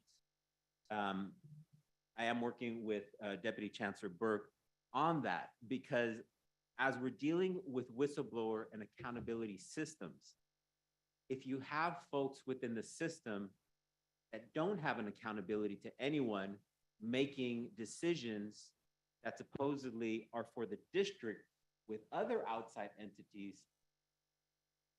I think we have a major problem as a democratically elected board. So I am requesting that 6410 be reviewed and that we get a legal opinion and that we include our legal counsel and OGC in that process to make sure that any whistleblower complaint can't be ignored. Also to make sure that there's no circumstance in which the Board of Trustees goes without an attorney at any level. So I think the current situation that we're seeing, that we've gone without an attorney, is just unacceptable and it's dangerous as a publicly independent institution. The other point, there's one more, actually two more after this, is that I've requested several times that all items that have personal liability to board members, specifically non-DSA projects, be brought to the board. The board has been advised, but I am requesting that a board rule be developed with regard to items that have personal liability, specifically on construction, to the board, and that there be some type of interval level, either monthly or quarterly, where the board specifically be told out loud in writing what those projects are that have that liability. So board members and staff make it very clear of what's going on. The next one is in dealing with some of these items, in whistleblower, and in the conversation also with Chancellor Rodriguez and some board leadership, I do think we have to revisit some of the standards and ethics with regard to what it means in terms of communication with board members and at the district, specifically the expectation of telling the truth, the expectation of not misinforming, the expectation of not withholding information, and what that means specifically to us. So that's a conversation that I've requested. The other one to facilities would be the Vanderkamp facility. I think it's been a long time since we've discussed it. And as we're talking about satellite facilities, I think we have to have a conversation of Vanderkamp. That's it. Or is that enough? No, thank you, trustee Buena. And I did, so the board knows, trustee Buena did submit a memo asking for these specific follow-up action items for staff. So we do have Dr. Burke here who has taken copious notes. I support your request for bringing these issues up. And I want to be transparent that we also have spoken about this, and I also spoke with Dr. Burke earlier today in my office. So thank you very much, and we will take these items to be action items. Okay. Any other announcements and indications of future proposed action by members of the board? Yes. It's not Trustee Hoffman. it's not a future proposed action, but I just want to remind everyone that we have our student trustee with us. This is what your third board meeting.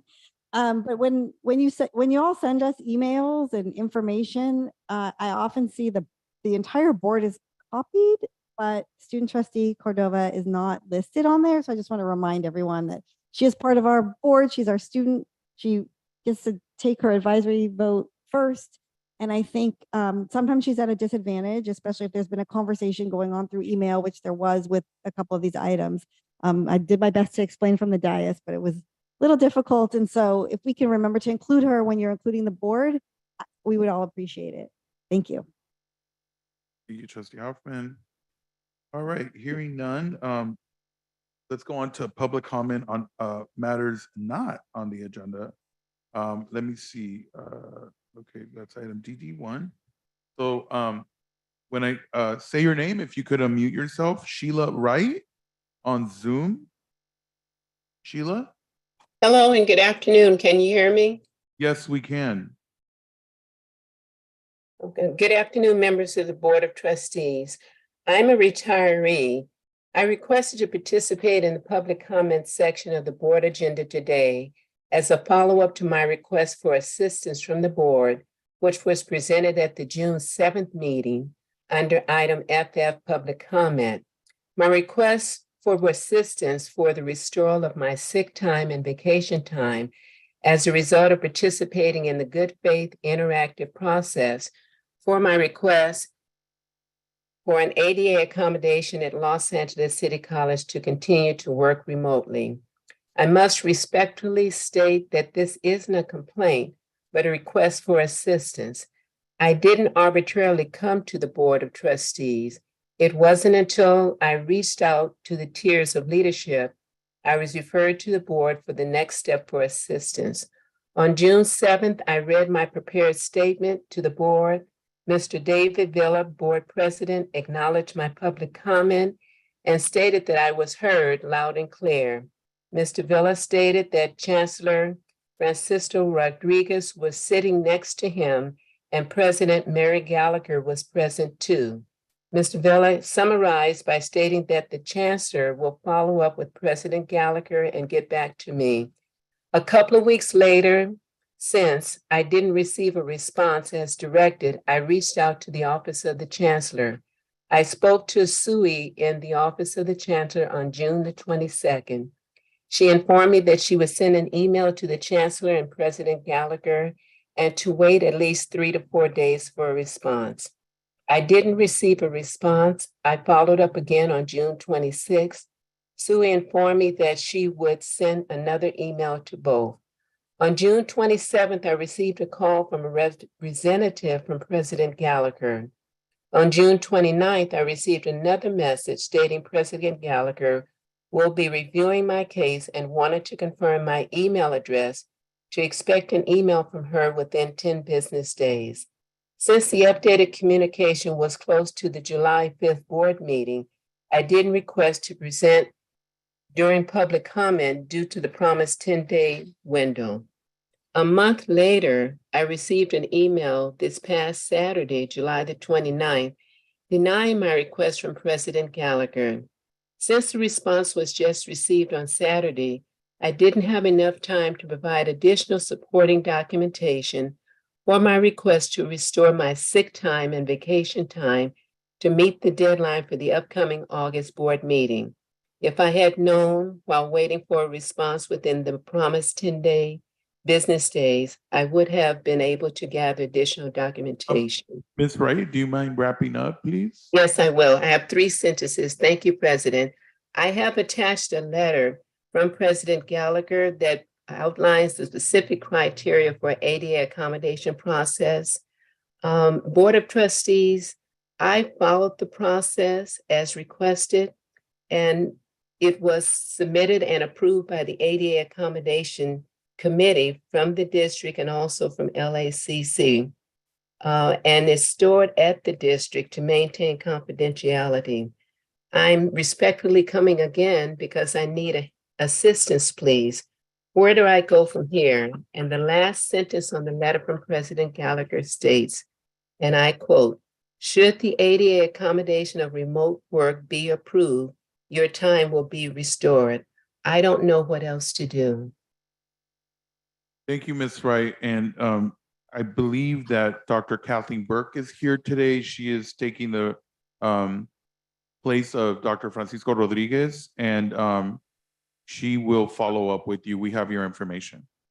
Thank you very much. I course. appreciate the time. Thank you. Okay, next is Sylvia Coleman. Ms. Coleman, come on up.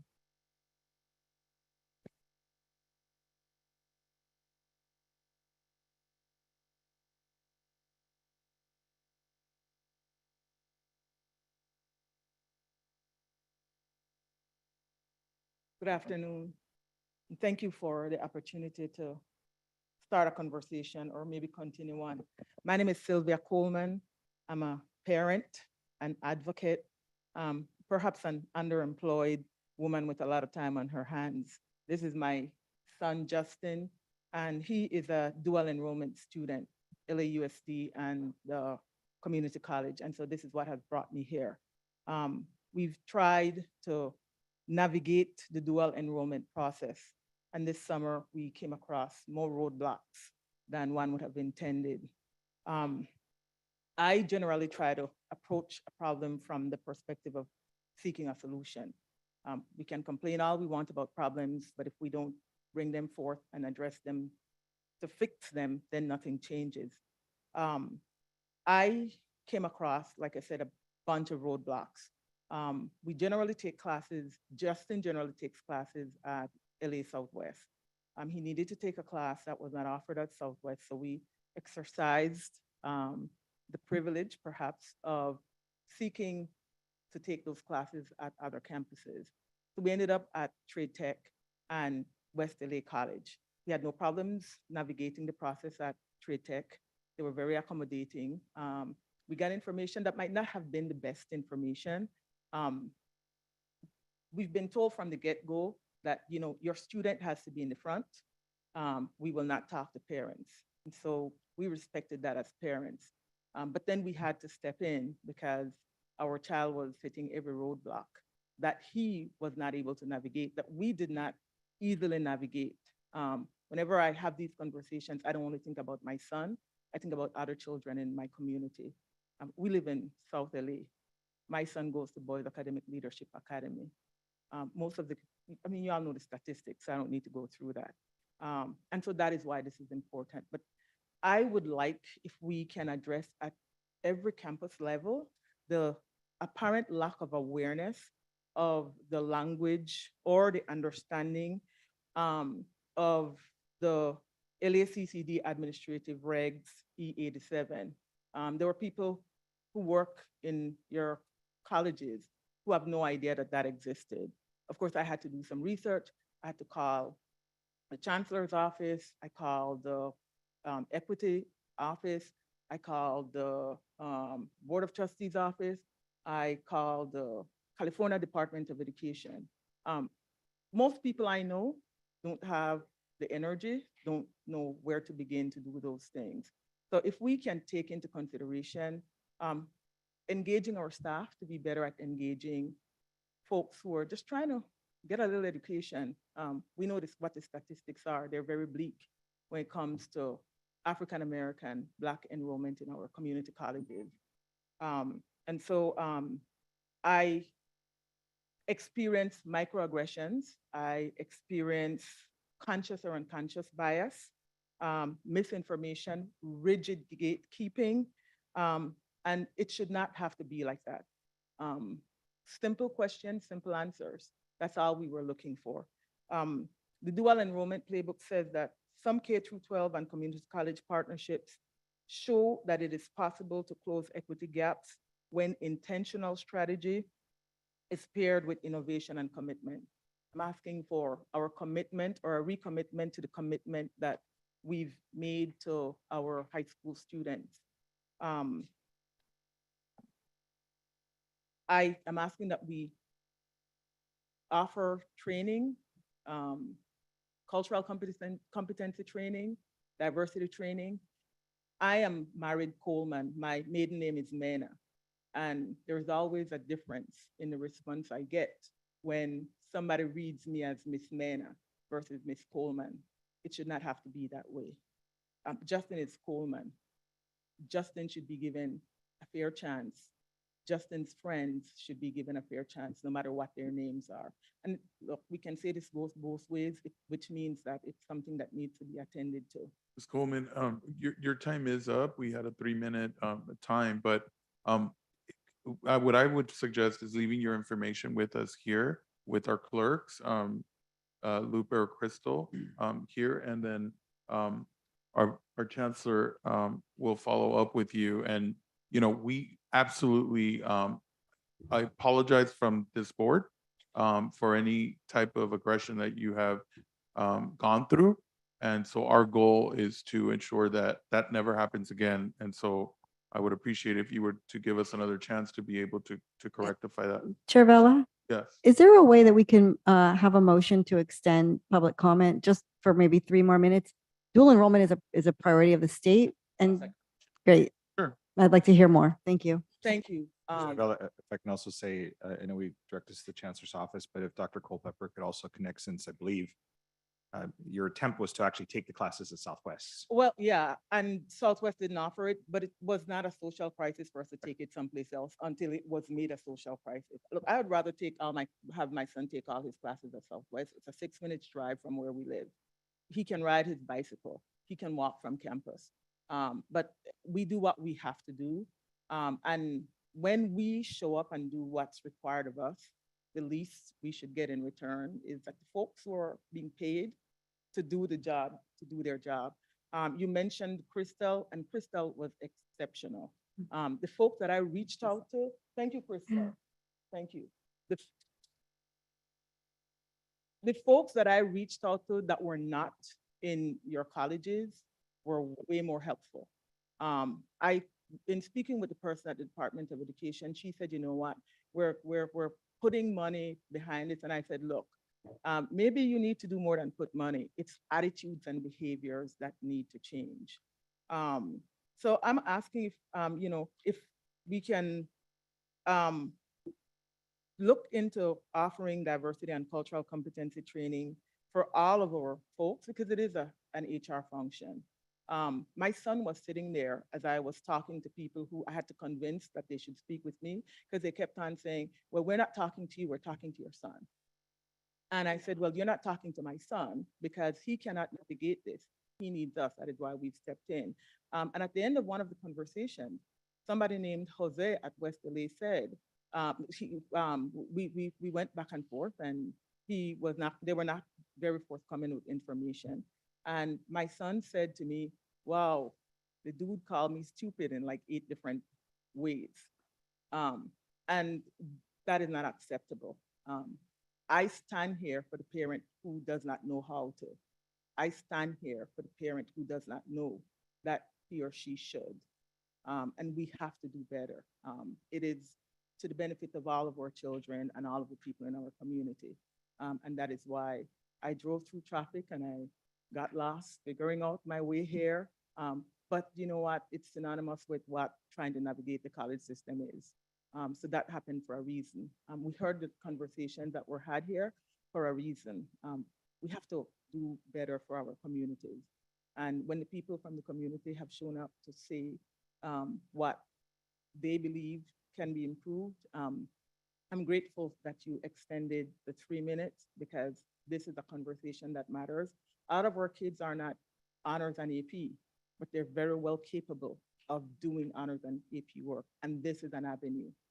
I have said that if it's going to take a one-woman crusade, the kids at Boys Academic Leadership Academy and George Washington Prep will graduate high school with no less than 12 units. If it's available there, we have to do it. So thank you very much for your time, and I hope that this is a conversation that can be ongoing. If we can be of assistance, like I said, Crystal has my information. I will be more than willing to help in any way possible. Thank you. Thank you so much. Thank you. Yes, yes, Ron. Young man, what's your name? Sylvia, Sylvia. Oh, his name? Yeah. I'm sorry. Justin Coleman. I just want to say that you're extremely lucky young man to have a mom, you know, who's I willing know. to advocate for you. Yeah. You know, it's just the way you were standing there. I mean, you just have a family with the highest values, and just congratulations on just the entire package. You've informed us so much, and thank you. Thank you, sir. I think that, you know, a part of our discussion again, President Vela, is what is this again? We're responsible as a board for everything that occurs. I think some folks would say, you know, it's none of our business what happens as a board of trustee on that campus. This is the outcome of having that attitude, that what occurs on the campus is disassociated from us, and that conversation has to occur, because we should be happy that you're here, but we should also be embarrassed that you're here, because it's our responsibility, and frankly, it's our lack of doing our job that you have to be here. So I'm happy that you're here, and I apologize for you having. So I need to move on with public comment. There are other people waiting, but thank you so much for letting us know. We took down all of this information. Dr. Burke will get back to you. I also will encourage my board. We're going to be meeting on August 16th. And I, as board president, can put this on our agenda as board members during our retreat to talk about customer service, in particular student service. So this will be something that we will take very seriously. Thank you. Thank you. Thank you. Next is Denise Castro Luna with Education Trust West. Good afternoon. I'm Chancellor Rodriguez, President Villa, and members of the board. My name is Denise Luna, calling on behalf of the Education Trust West as an organization working to expose and eradicate the injustices and inequities in California schools and colleges. We thank the Los Angeles Community Colleges for the progress they have achieved on equitable placement and completion policies, such as AB 705. Implementing equitable placement and completion policies increases access, opportunity, and supports students to reach their educational goals. And the research shows that students who start directly in transfer level courses have the best chances of succeeding and completing English and math transfer level courses. And this is true for every student group. And when transfer level courses are provided with prerequisite support, there are further chances increases of completing transfer level courses. And there is a key opportunity for Los Angeles Community Colleges to intentionally develop a plan to utilize the state's investment of $64 million called the Equitable Placement and Completion Grant. Los Angeles Community Colleges qualify for up to about $5.3 million of this grant. And we encourage the Chancellor Rodriguez and members of the board to ensure that Los Angeles Community Colleges develop plans on how they utilize these funds to support the implementation of equitable placement and completion policies. And in those plans, we hope to elevate best practices such as the creation, implementation, and evaluation of concurrent supports, prerequisites, and support services to increase throughput rates for transfer level English and math courses, as well as campuses to offer prerequisites in transfer level courses that provide embedded supports and tutoring, culturally affirming instructional practice, as well as a sense of belonging, in addition to professional development for faculty that includes equity-minded pedagogy practices, classroom climate, and validating and affirming students' experiences to meet their diverse needs of students. And in addition, I wanted to share a little bit about on dual enrollment. And one of our higher education priorities is to create an awareness around dual enrollment, particularly low-income students of color. And dual enrollment has a big opportunity to ensure equity among students of color, particularly Black and Latinx students. And the district and community colleges in Los Angeles can really create a path forward to ensure that students of color can benefit from dual enrollment and ensure, and we call on LACCD to remove barriers and streamlining access to dual enrollment as well. And we thank you for your commitment for both an equitable placement and completion grant, and look forward to the progress that's going to be made by the board. And thank you again. Thank you, Ms. Castro Luna, for joining us. Next is Katrina Linden from Campaign for College Opportunity.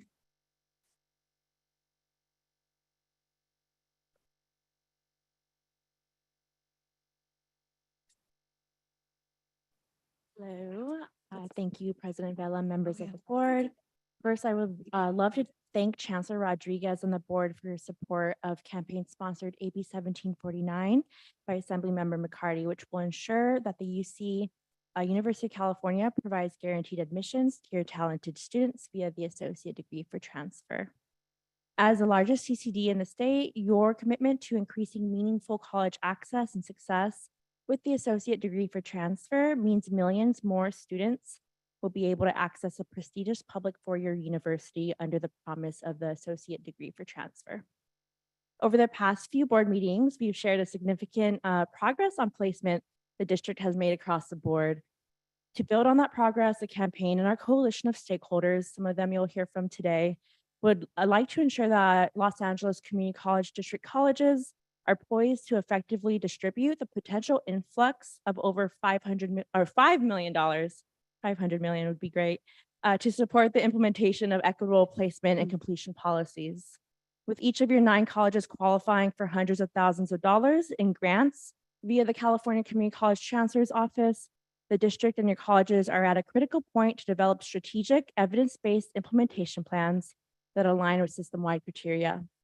Today, I want to highlight 3 evidence-based practices for your consideration as you develop final plans for utilization of equitable placement and completion grants. First, professional development. We ask that you prioritize intentional support for faculty and professional staff that emphasizes empathy and equity-minded, anti-racist, asset-based approaches to foster student positive self-esteem and self-efficacy, and to ensure that all students have the confidence and support to begin an English and math coursework for their program. Second, concurrent supports. We ask that you invest in the development and expansion of concurrent supports and student support services to increase successful completion of transfer level math and quantitative reasoning and English courses, and appreciate your approval of today's grant contract as well. And activities such as expanded tutoring centers, embedded tutoring support labs, in addition to early alert systems, will be critical for supporting students before it's too late. Students should feel comfortable seeking supports before they are in a dire position. Creating such an environment starts with having an abundance of concurrent supports. And finally, co-requisite offerings. We ask that you invest in support for faculty to design, implement, and evaluate co-requisite transfer level mathematics and English courses at scale. While the Chancellor's Office outlines a number of allowable activities that can be funded, we hope the district focuses on the 3 practices I've outlined today to meet the implementation goals of equitable placement and completion policy in a manner that supports students, faculty, and leadership alike in the process. Thank you, and we look forward to celebrating all 9 of your colleges as excellent implementers of core student-centered policies in the years to come. Thank you. Thank you. Next is Karina Paredes. Good afternoon, President Vela, Student Trustee Cordova, and members of the board. My name is Karina Paredes, and I'm the Student Engagement and Policy Associate at Public Advocates. Public Advocates is a civil rights nonprofit law firm and advocacy organization that challenges the systemic causes of poverty and racial discrimination by strengthening community voices in public policy and achieving tangible legal victories, advancing social and racial justice in California. In 2021, we expanded our legal advocacy into higher education and defended students' rights to access transfer-level courses by enforcing AB 705.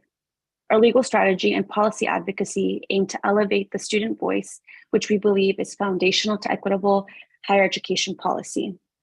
Prior to AB 705, 80% of incoming community college students were denied access to transfer-level English and math courses and were required to take remedial courses that did not provide credit toward a bachelor's degree, costing students time and money.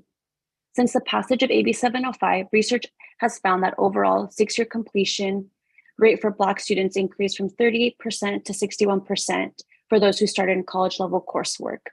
Countless reports and research shows that students are more likely to succeed if placed directly in transfer-level math and English. Public advocates would like to applaud 7 of the 9 LA community colleges for eliminating below transfer-level math and English courses for the upcoming academic year. We recognize the work that has been prioritized to faithfully implement the law and ensure student success. At the same time, we are concerned that East Los Angeles College and Pierce College will continue to offer pre-transfer-level math and English courses that will not support students' academic goals. We would like to respectfully remind each college that AB 1705 requires colleges to enroll all U.S. high school graduates in transfer-level math and English since July 1st, 2023. And the law prohibits colleges from enrolling a student in pre-transfer-level math or English courses unless the college can prove that the student is highly unlikely to succeed in transfer-level courses and the pre-transfer-level course will improve their chances of success.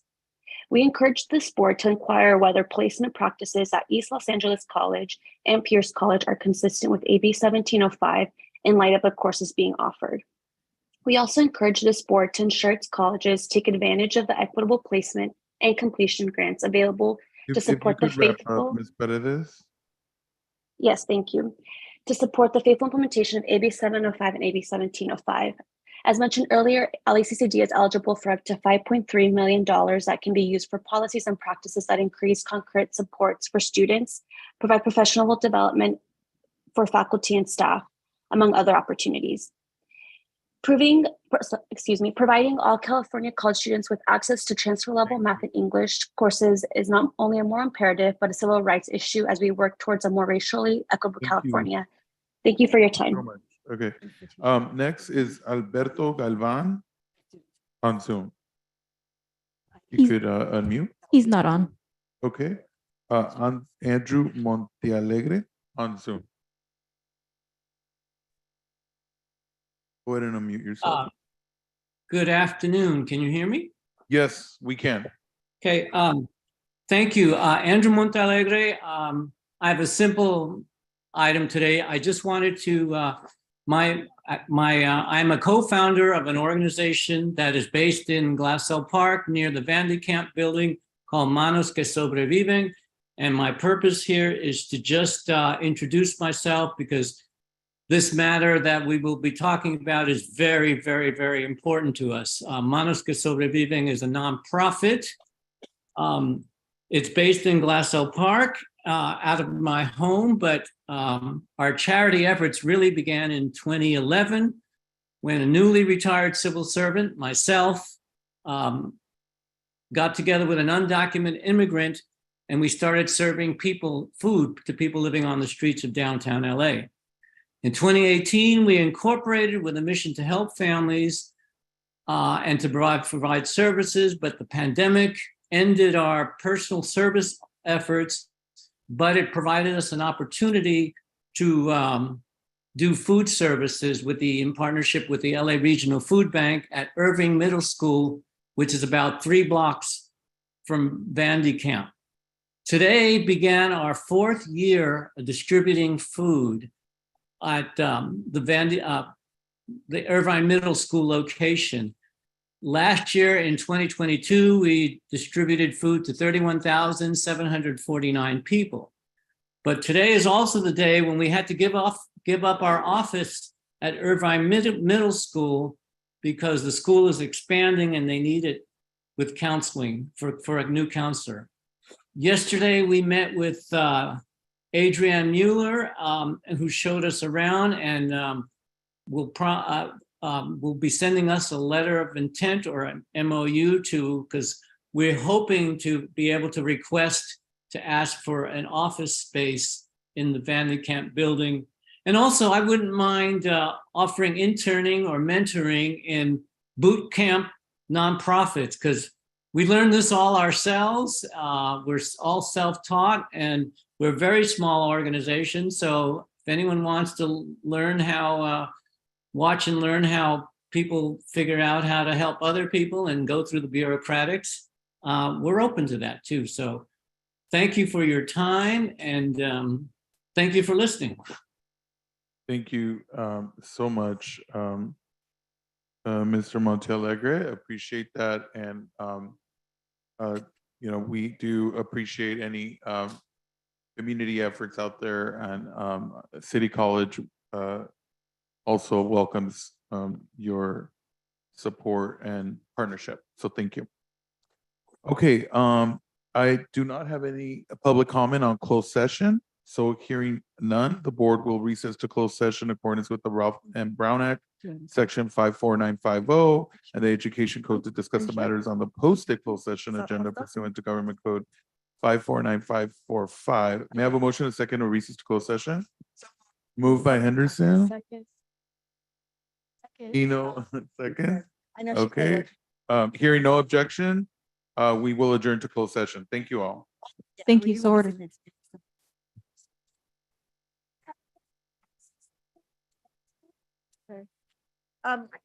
Yeah, President Vela, David. Can we include those things?